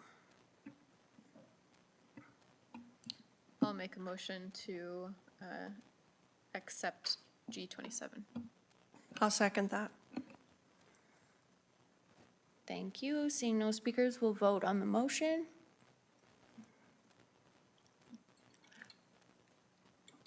Councillor Robbins? I vote in favor. Thank you.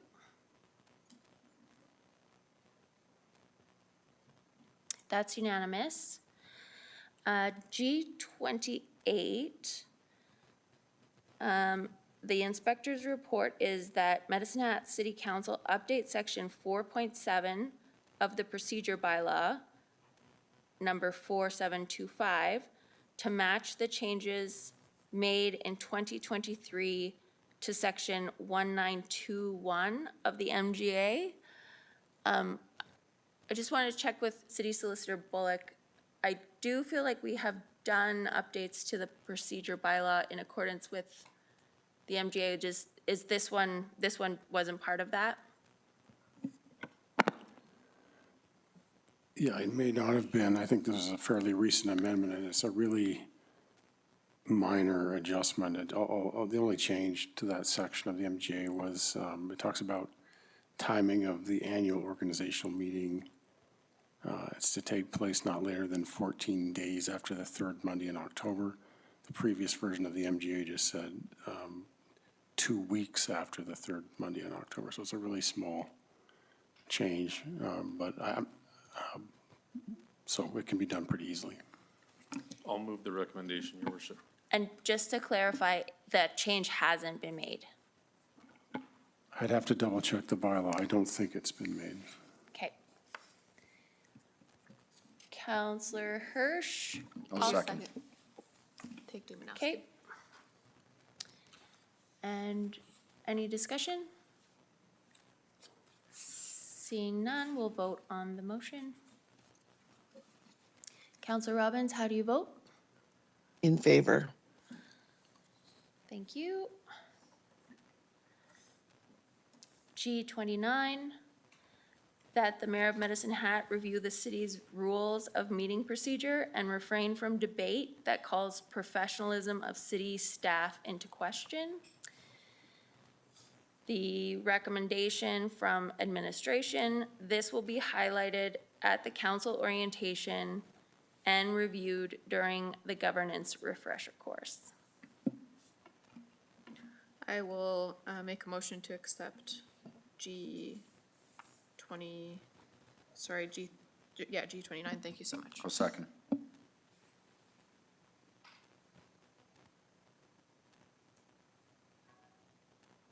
I don't see any speakers.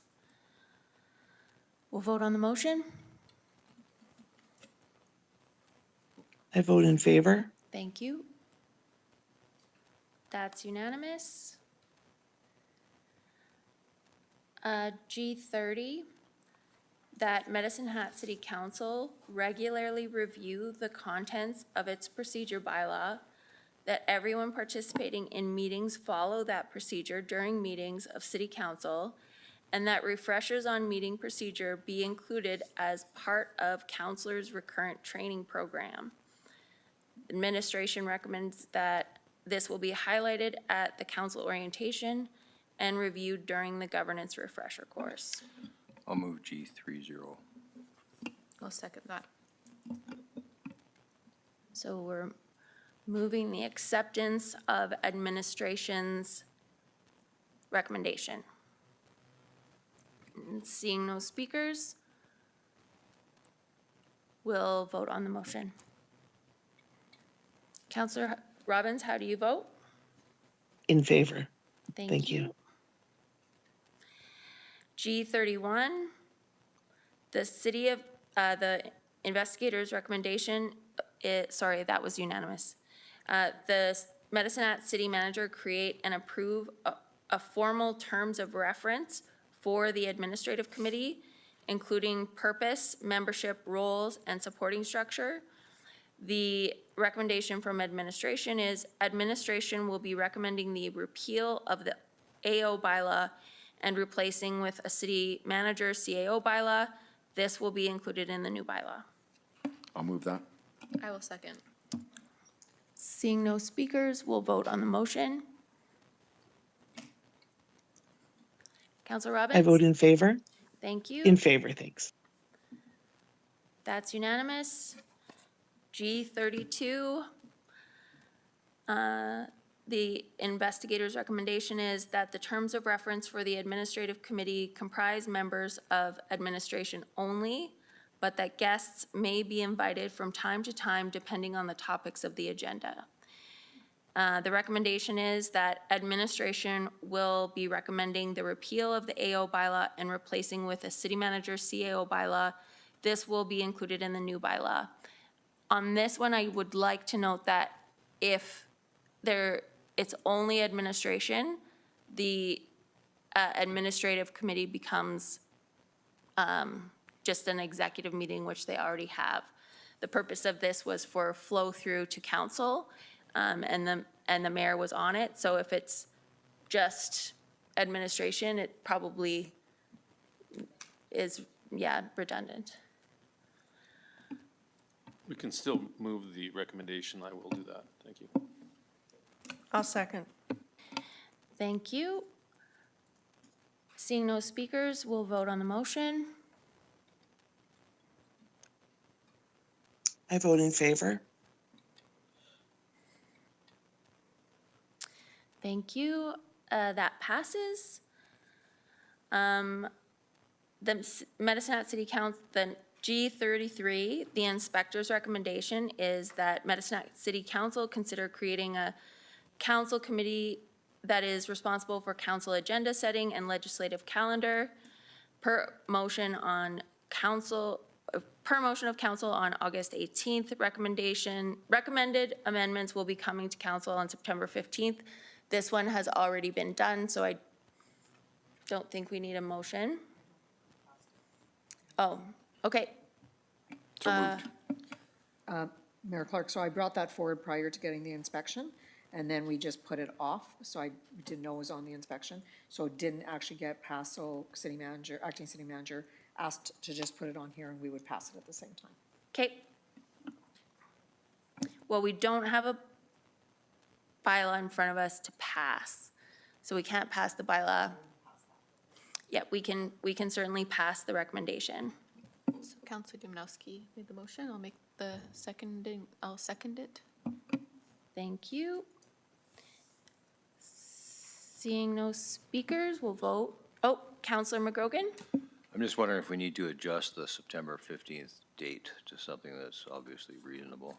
And we've only got, like if it's Q1 of 26 or whatever it might be, or if it's necessary at all.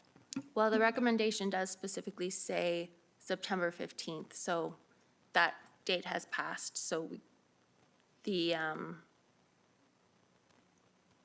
motion is, the recommendation is not accurate. So Councilor Dumnowski, would you like to withdraw and remake a motion? Sure. What date are we looking? City Clerk? I would suggest Q1 2026 or Q4 2025. Okay, so we'll say Q4 2025 as we expect it to come back on October 6th. Okay, as amended. Thank you. Do I need to second again? Yes, please. I will second that amendment. Thank you. Seeing no speakers, we'll vote on the motion. Councilor Robbins, how do you vote? In favor. Thank you. That's unanimous. G34, that Medicine Hat City Council update section 6.8 of the procedure bylaw to provide a minimum time prior to council and committee meetings that agenda packages are expected to be available on the city's website for public view. The recommendation from administration is amend the procedure bylaw that agenda packages are released to the public at least 24 hours in advance, and in any event, no later than 12 p.m. noon on the business day prior to the meeting. I'll move the recommendation. I'll second. Seeing no speakers, we'll vote. I vote in favor, Mayor Clark. Thank you. That's unanimous. G35, we've already voted on. G36, that the City of Medicine Hat Council remove section 16.13C from the procedure bylaw number 4725 and not record individual members' votes by default.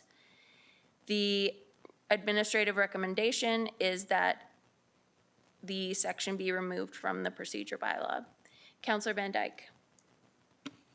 Yes, thank you. Through the chair, do you want me to put this on the floor first? Sure. I'll make a motion.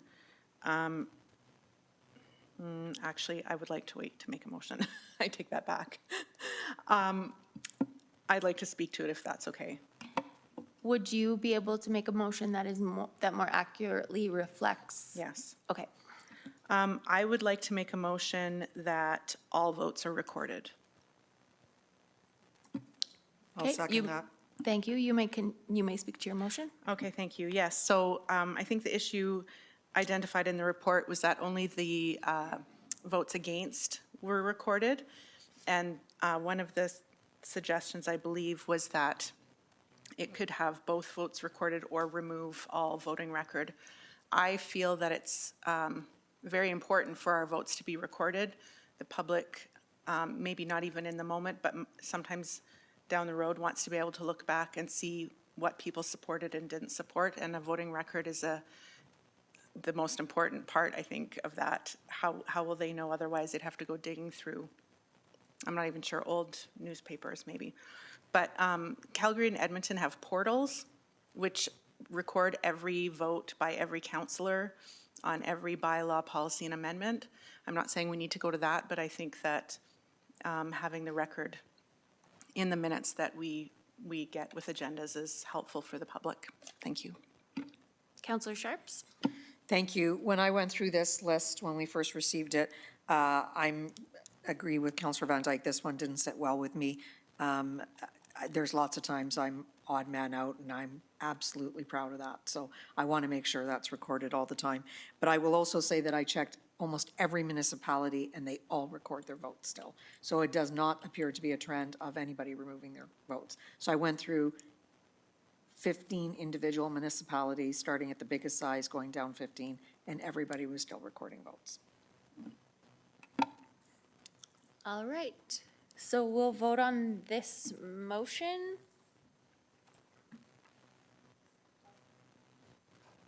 Councillor Van Dyke's motion, yes.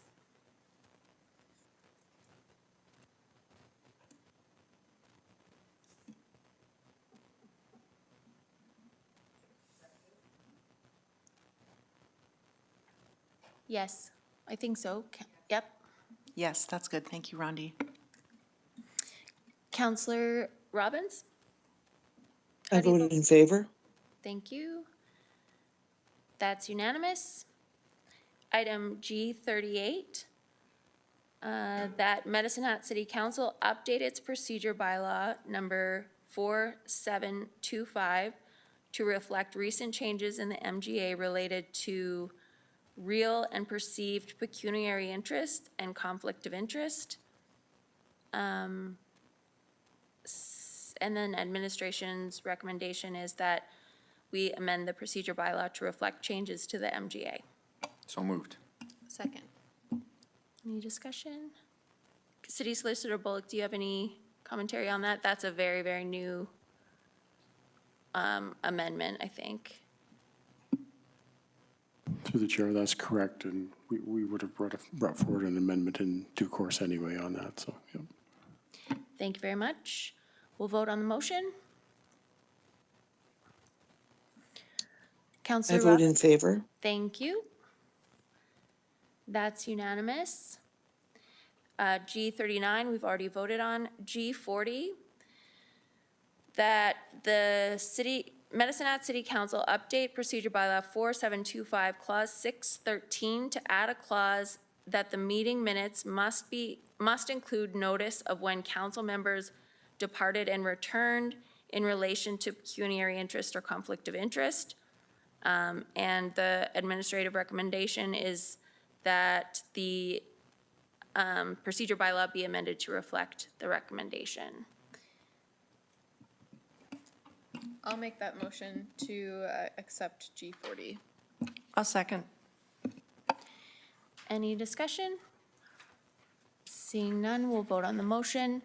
Councillor Robbins, how do you vote? I vote in favor. Thank you. And that's unanimous.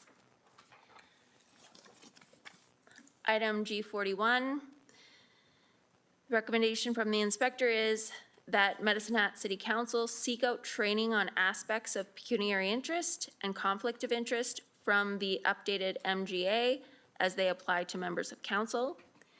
The recommendation from administration is that this will be completed with the elected official orientation. I'll move to accept G41. I'll second. Thank you. Seeing no speakers, we'll vote on the motion.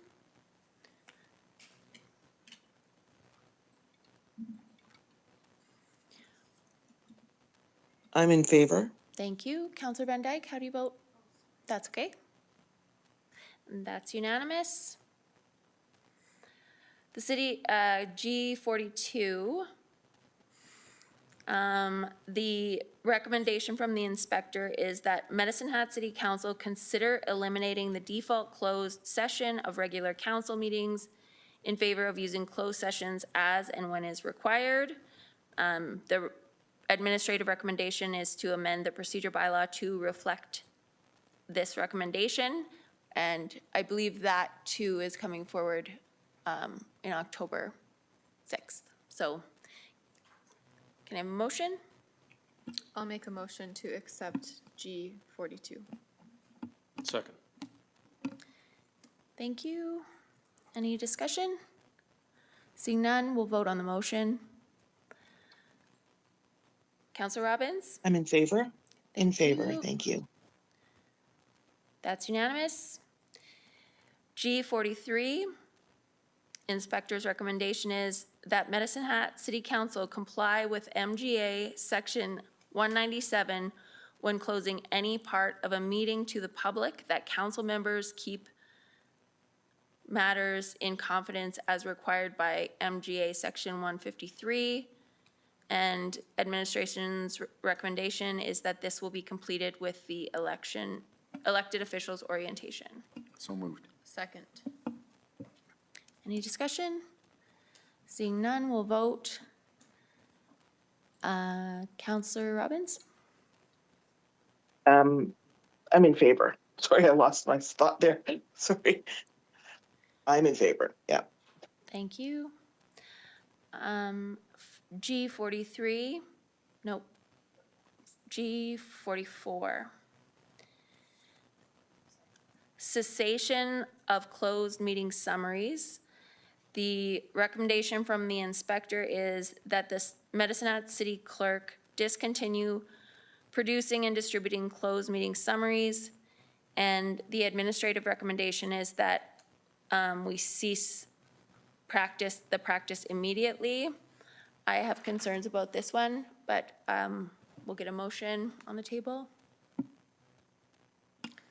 I'll make a motion to accept G44. Second. Okay, so although this is an Alberta municipal government recommendation. It is not universal across the country, and in fact, it's not universal in, even in Alberta.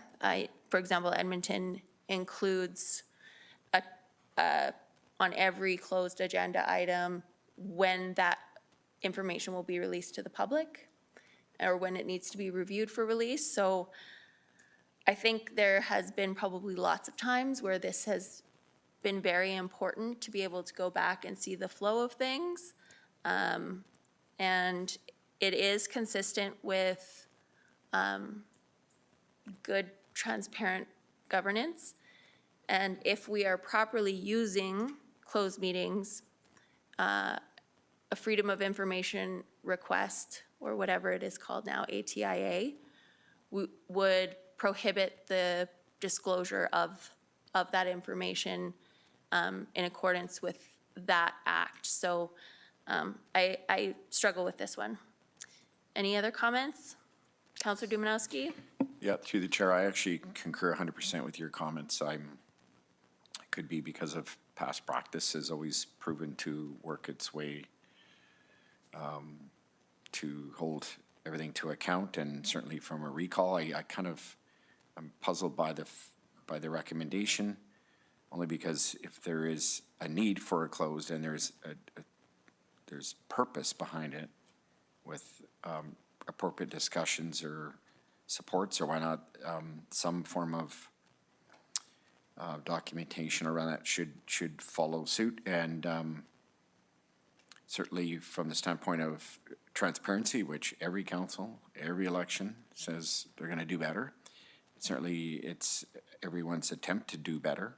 This actually aligns with that, in my opinion. So I'm in support of leaving it, so not in support of the recommendation. Councillor Van Dyke? Yes, thank you through the chair. I'm in agreement with you, Mayor Clark and Councillor Dumanowski. I'm just wondering if perhaps we could request recommendations from administration about how we could maybe come close to this recommendation while still having some kind of summary of not necessarily information, but like attendees and topics maybe, or something. Like, I'm looking for recommendations from probably the city solicitor on this one in the future. I'm not expecting it tonight. Perhaps that could be the motion, is that this item be reviewed by the new council in Q1 2025? Yes. It's already on here though, right? Someone already motioned it? No? No. Okay. Oh, did they? Yes, they did. Councillor Hirsch seconded. Can't remember who. Can you?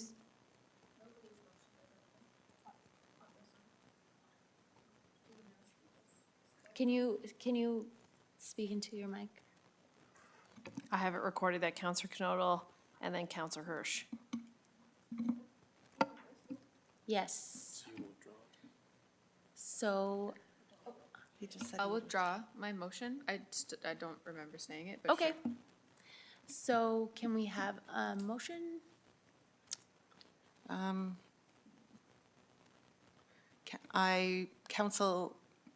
make a motion that council amends administration's recommendation for item G44 so that council considers this matter in Q1 2026.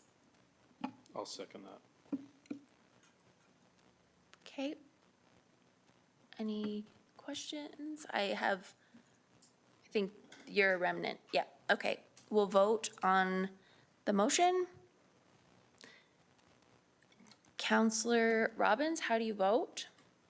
In favor. Thank you. G45, that the City of Medicine Hat update its procedure bylaw 4725 to indicate that if the mayor is not the chair for a meeting of the committee of the whole, then the deputy mayor fills the chair. And if the deputy mayor cannot fill the role, then the acting mayor fills the chair. That's already in our procedure bylaw. So I'm not sure why we're amending it. The recommendation, or the recommended amendment, or administrative recommendation is amend the procedure bylaw to reflect the recommendation, but the procedure bylaw and the MGA are clear that if something is assigned to the mayor and the mayor cannot perform the duties, then the deputy mayor performs them. And if the deputy mayor can't, then the acting mayor does that. So I'm a bit confused about this recommendation. Councillor Knodel. Thanks, Mayor Clark. My understanding of the spirit of this recommendation through reading the report was that the idea was to give the deputy mayor the opportunity to chair at the council committee of the whole it regularly, not that, so that the mayor would withdraw their seat and that the person that was in the deputy mayor position would always be chair, and that would give that person an opportunity to learn the chair position. That's my understanding from the report. Yes, I understand in several sections the recommendations are not necessarily completely arising out of what was written or consistently arising out of what was written, but this is the recommendation. So I'll move the recommendation G45. but our bylaw already says this. I understand that. We're just acknowledging the recommendation, right? So if it's there. The administrative recommendation is that we amend the procedure bylaw to reflect the recommendation. So perhaps we confirm that the procedure bylaw reflects the recommendation. Could I perhaps make a suggestion that we change the language so that deputy mayor is the mayor of council committee of the whole for an experience? Like that, I think, based on what I read, that's what the idea was here. Not the recommendation, though. So Counselor Hirsch made a motion to accept the recommendation to amend the procedure bylaw to reflect the recommendation. And Counselor second. Hyder seconded it. Okay. Any discussion? City Solicitor Bullock? Just to comment on this through the chair, Mayor Clark, you are correct. The current version of the procedure bylaw is clear that when the mayor is unable to perform the duties of mayor, then in your absence, it would fall to the acting mayor or the deputy mayor. It's already in there. So we have a motion on the floor. So we have to vote on it. Yes. We are voting. Counselor Robbins? I vote against the motion. It passes. All right. Thank you. G46. The inspector's recommendation is that the council of the City of Medicine Hat direct administration to create a schedule of review and update of bylaws and policies to ensure they are current, relevant, necessary, and as strong as they need to be. The administrative recommendation is a recommendation for a corporate governance framework is underway, which will include a policy review schedule. City clerk and city solicitor's department would work together to determine a bylaw review schedule. I'll make that recommendation. I'll second it. Any discussion? Seeing none, we'll vote.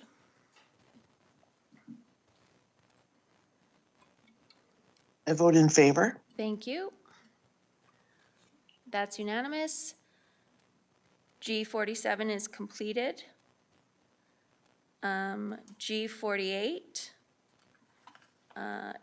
bylaw nomenclature.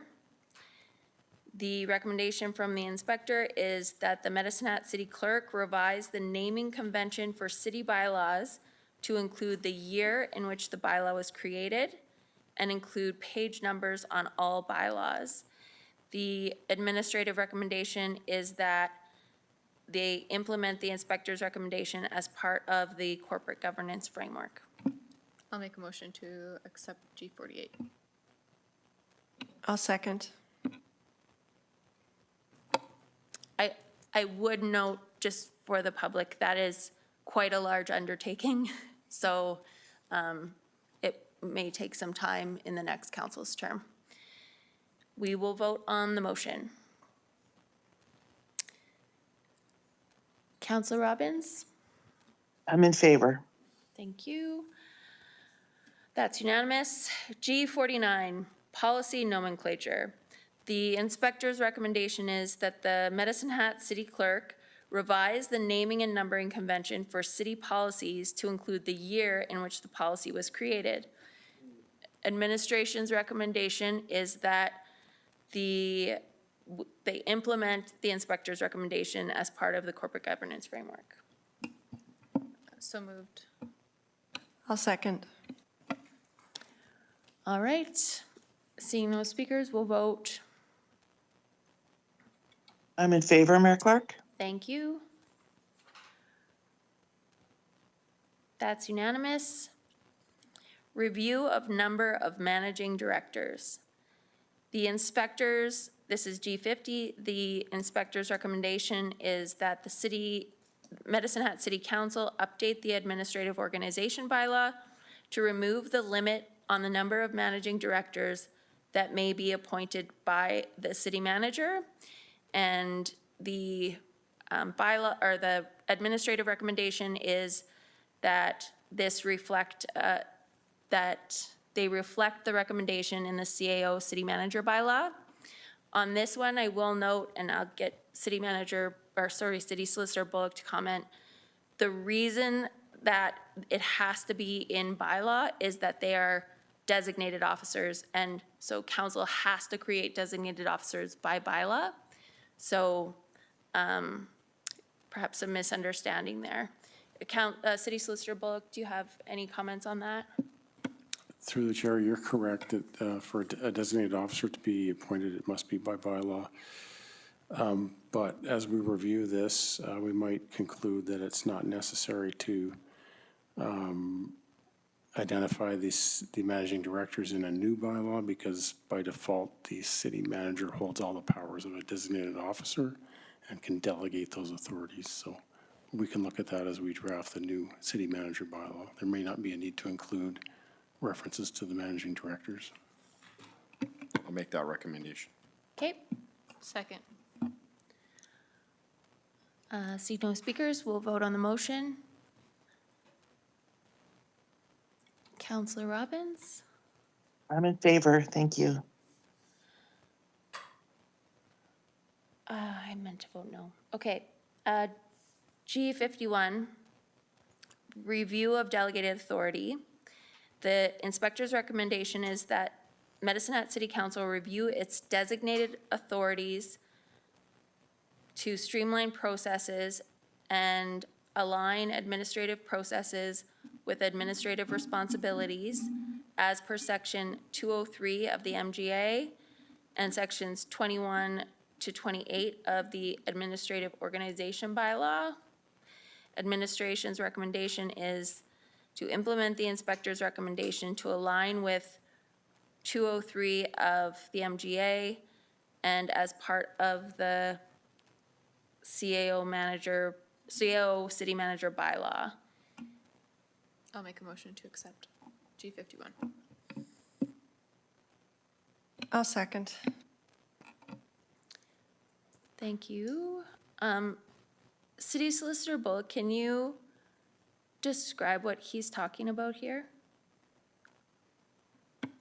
Thank you, Mayor Clark. I have to confess I was a little bit confused by this one as well. I think it could be related to, when it talks about delegated authority, perhaps to contract signing authority, as something that could be delegated to the city manager under the bylaw. Right now, it's a power held by the mayor and a designated officer, but it doesn't need to be that way. And in fact, our municipality is probably one of the only ones that still operates in that fashion. So that might be what they're getting at, is a delegation of authority with respect to contract signing. Thank you.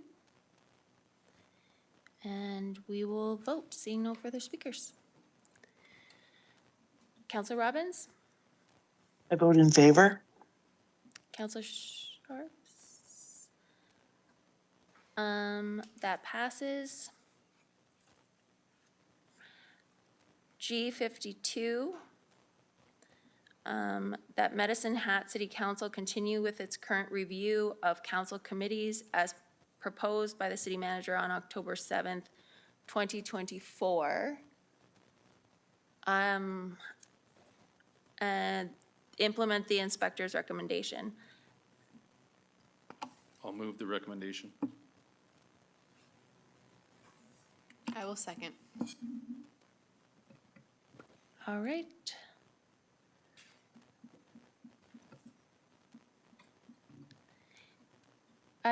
Hold on. I just want to be clear that this is not saying that we have to implement the proposal. It's just that we have to continue to review. Okay, now we'll vote. I vote in favor. It's review.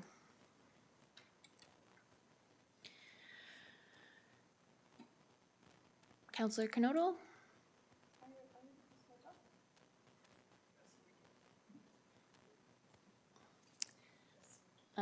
That passes. Council committee terms of reference.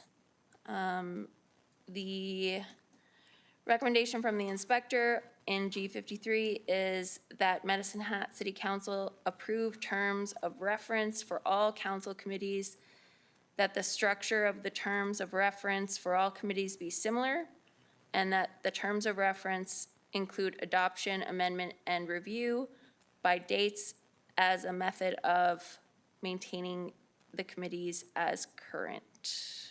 Administration's recommendation is to implement the inspector's recommendation. So moved. Second. All right, seeing no speakers, we'll vote. I'm in favor.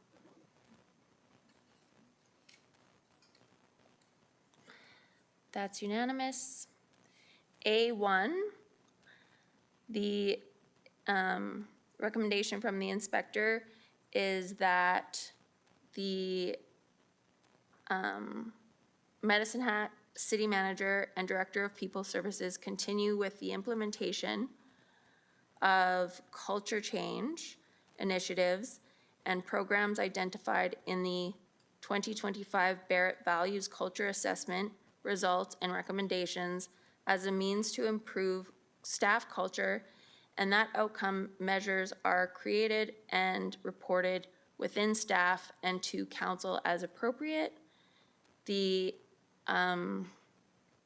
recommendation from administration is to continue with the implementation of the Culture Committee commitment change initiatives. I'll move G53 to Second. continue. We're on A1. That one as well, A1. Yep. All right, see no speakers, we'll vote on the motion.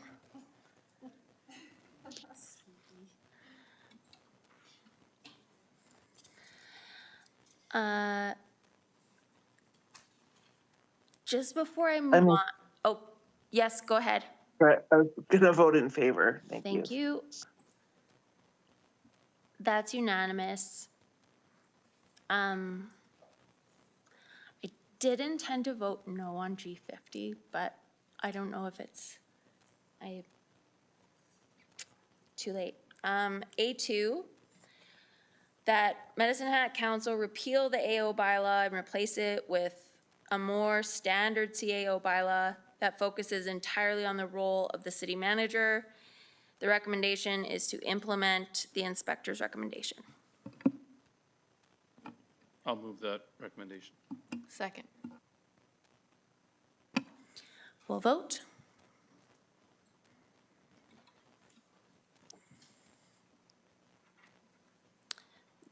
Counselor Robbins? I vote in favor. And that passes. A3, The Medicine Hat Council adopt a designated officer bylaw that encompasses high-level responsibilities for all designated officers as identified in section 210 of the MGA. And the recommendation from administration is to implement the inspector's recommendation. I'll move the recommendation of A3. Second, A3. All right, we will vote.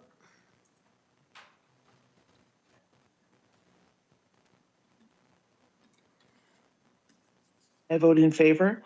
Thank you. That passes. Administrative ownership of organizational structure. This is A4, that any bylaws adopted by Medicine Hat City Council recognize that organizational structure falls within the authority of the city manager. The recommendation here is that, from administration, is that they implement the inspector's recommendation and align city manager CAO bylaw with recommendation. I'll move that. Second. Seeing no speakers, we'll vote on the motion.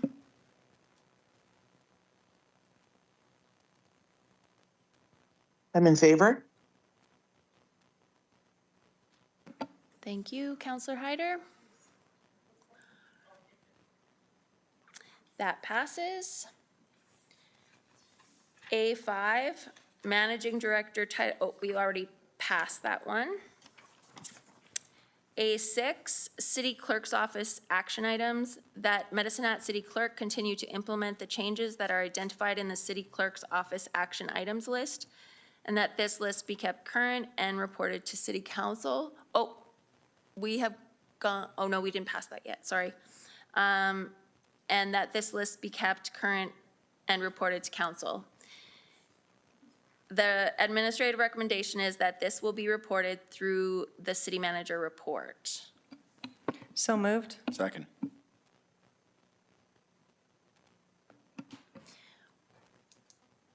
But you're also implementing the recommendation, right?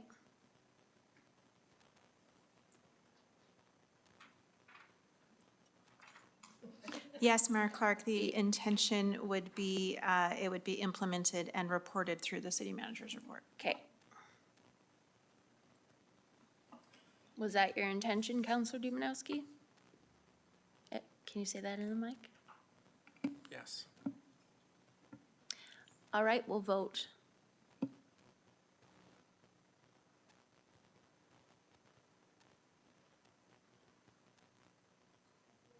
Councilor Robbins?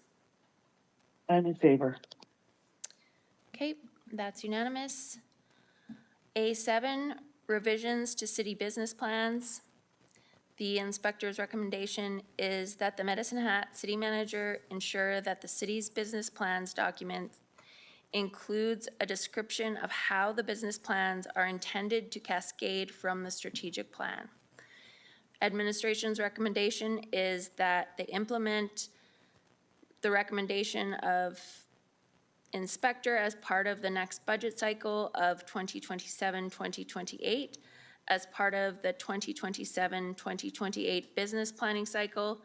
Administration, city manager, will provide an introductory section in the business plan document. This introduction will outline the purpose of the business plans and clearly demonstrate their alignment with council's strategic plan. To enhance clarity and accessibility for all readers, the document will also include a high-level organizational chart and a glossary of key terminology. I'll move A7. I'll second that.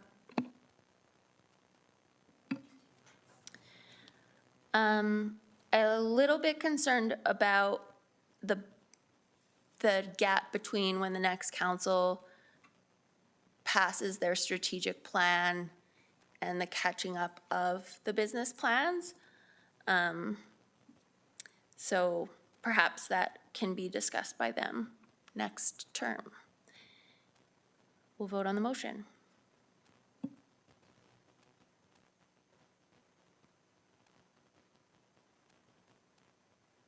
I vote in favor. Thank you, Counselor Robbins. That's unanimous. A8, that the administrative committee's membership be entirely administrative in role and comprise the city manager, managing directors, city solicitor, city clerk, and any other administrative leaders or guests that may be invited for their expertise. Further, that the terms of reference for the committee include that this committee meet regularly and any pertinent information garnered from these meetings be provided to council.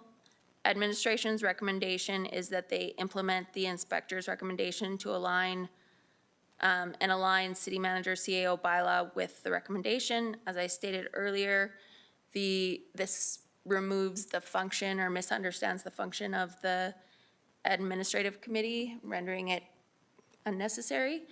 Can I have a motion? I'll move the recommendation. I'll second. Thank you. Seeing no speakers, we'll vote on the motion. I'm in favor.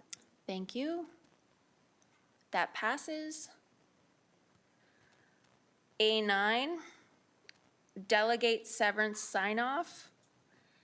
The City of Medicine Hat Council delegate the authority for final sign-off on contractually or legally required employee severance to the city manager as authorized under section 2031 of the MGA. And the recommendation is that the administration implement the inspector's recommendation and align city manager CAO bylaw with this recommendation. Councillor Sharps. So by reading this, it's only what's contractual or legally required, so anything above and beyond would be in front of you? So common law or contractual? Good question. I don't know that that's the intention. However, I'm also uncomfortable just leaving it kind of that the CAO will sign it without some kind of reporting structure in place for all contracts that are delegated, for which signing authority is delegated. Acting City Manager Pancoast. Thank you, Your Worship. If I may, the intention here would be to bring something back for council's consideration, and those are specifics that council could review, assess, and make any recommended changes at that time.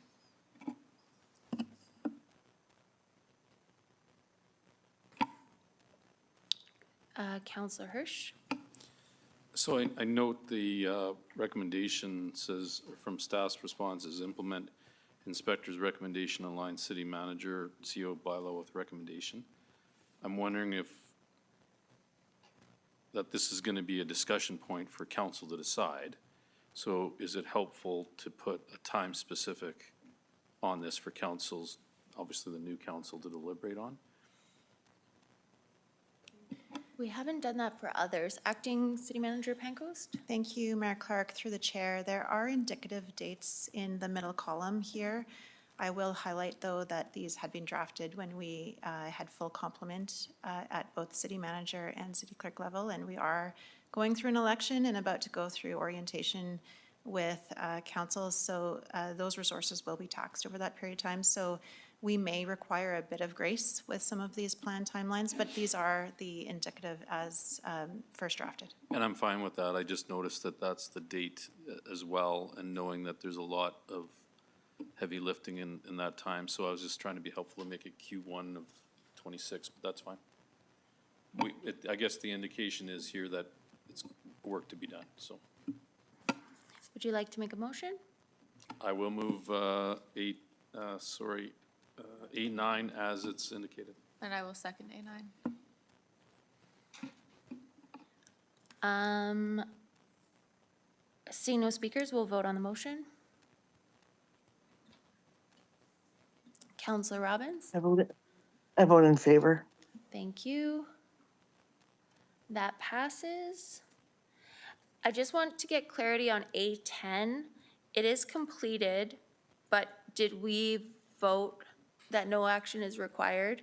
I see in A11, it's noted specifically in the right-hand column that it was voted on. A10 has not been voted on. Okay. A10 is completed, so the recommendation from the inspector is that expenditures which receive dollars from the contingency fund that is approved as part of the city's overall budget be reported to city council in a timely fashion. And the recommendation is that this is already implemented and is included as a separate report in the triannual reports. I would suggest perhaps adding that the council's contingency fund be restored in future budgets. But I will accept a motion. I'll just move the recommendation as it stands on A10. I'll second. All right. Seeing no speakers, we'll vote on the motion.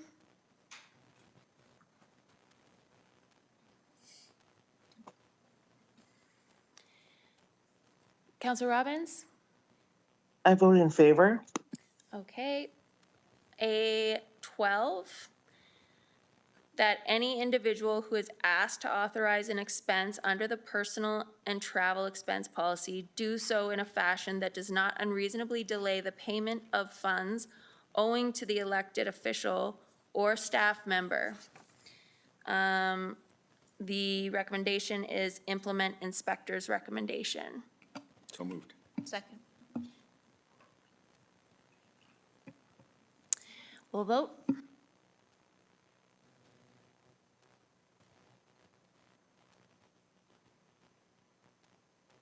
I vote in favor. Thank you. That's unanimous. We have two more. A14, service level policy. The recommendation from the inspector is that the Medicine Hat City Council continue to encourage management in their process of developing and deploying service levels, and that City Council create a service level policy. The recommendation is that we implement the inspector's recommendation. My question is, this is coming forward. This is already in, is it coming forward October 6th? Yes, Mayor Clark, that's on deck to come October 6th. Okay, thank you. Can I have a motion? I'll make a motion to accept A14. I'll second. Thank you. Seeing no speakers, we'll vote on the motion. Councillor Robbins? I vote in favor. Thank you. That's unanimous. A15, financial training. The inspector's report recommends that the Medicine Hat City Manager consider adding more training on the governance role in finance as part of the orientation process for 2025-2029 City Council, and that this training include information on operational and capital budgets, reserves, and contingency funds, as well as the annual budget process, including fees and charges and how the budget helps achieve the priorities identified in the strategic plan. The recommended motion from administration is this will be completed with the elected officials orientation. Additionally, individual sessions will be set to address municipal finance and other topics in November. I'll move recommendation A15 as presented. Okay, I'll second A15. All right, seeing no speakers, we'll vote on the motion.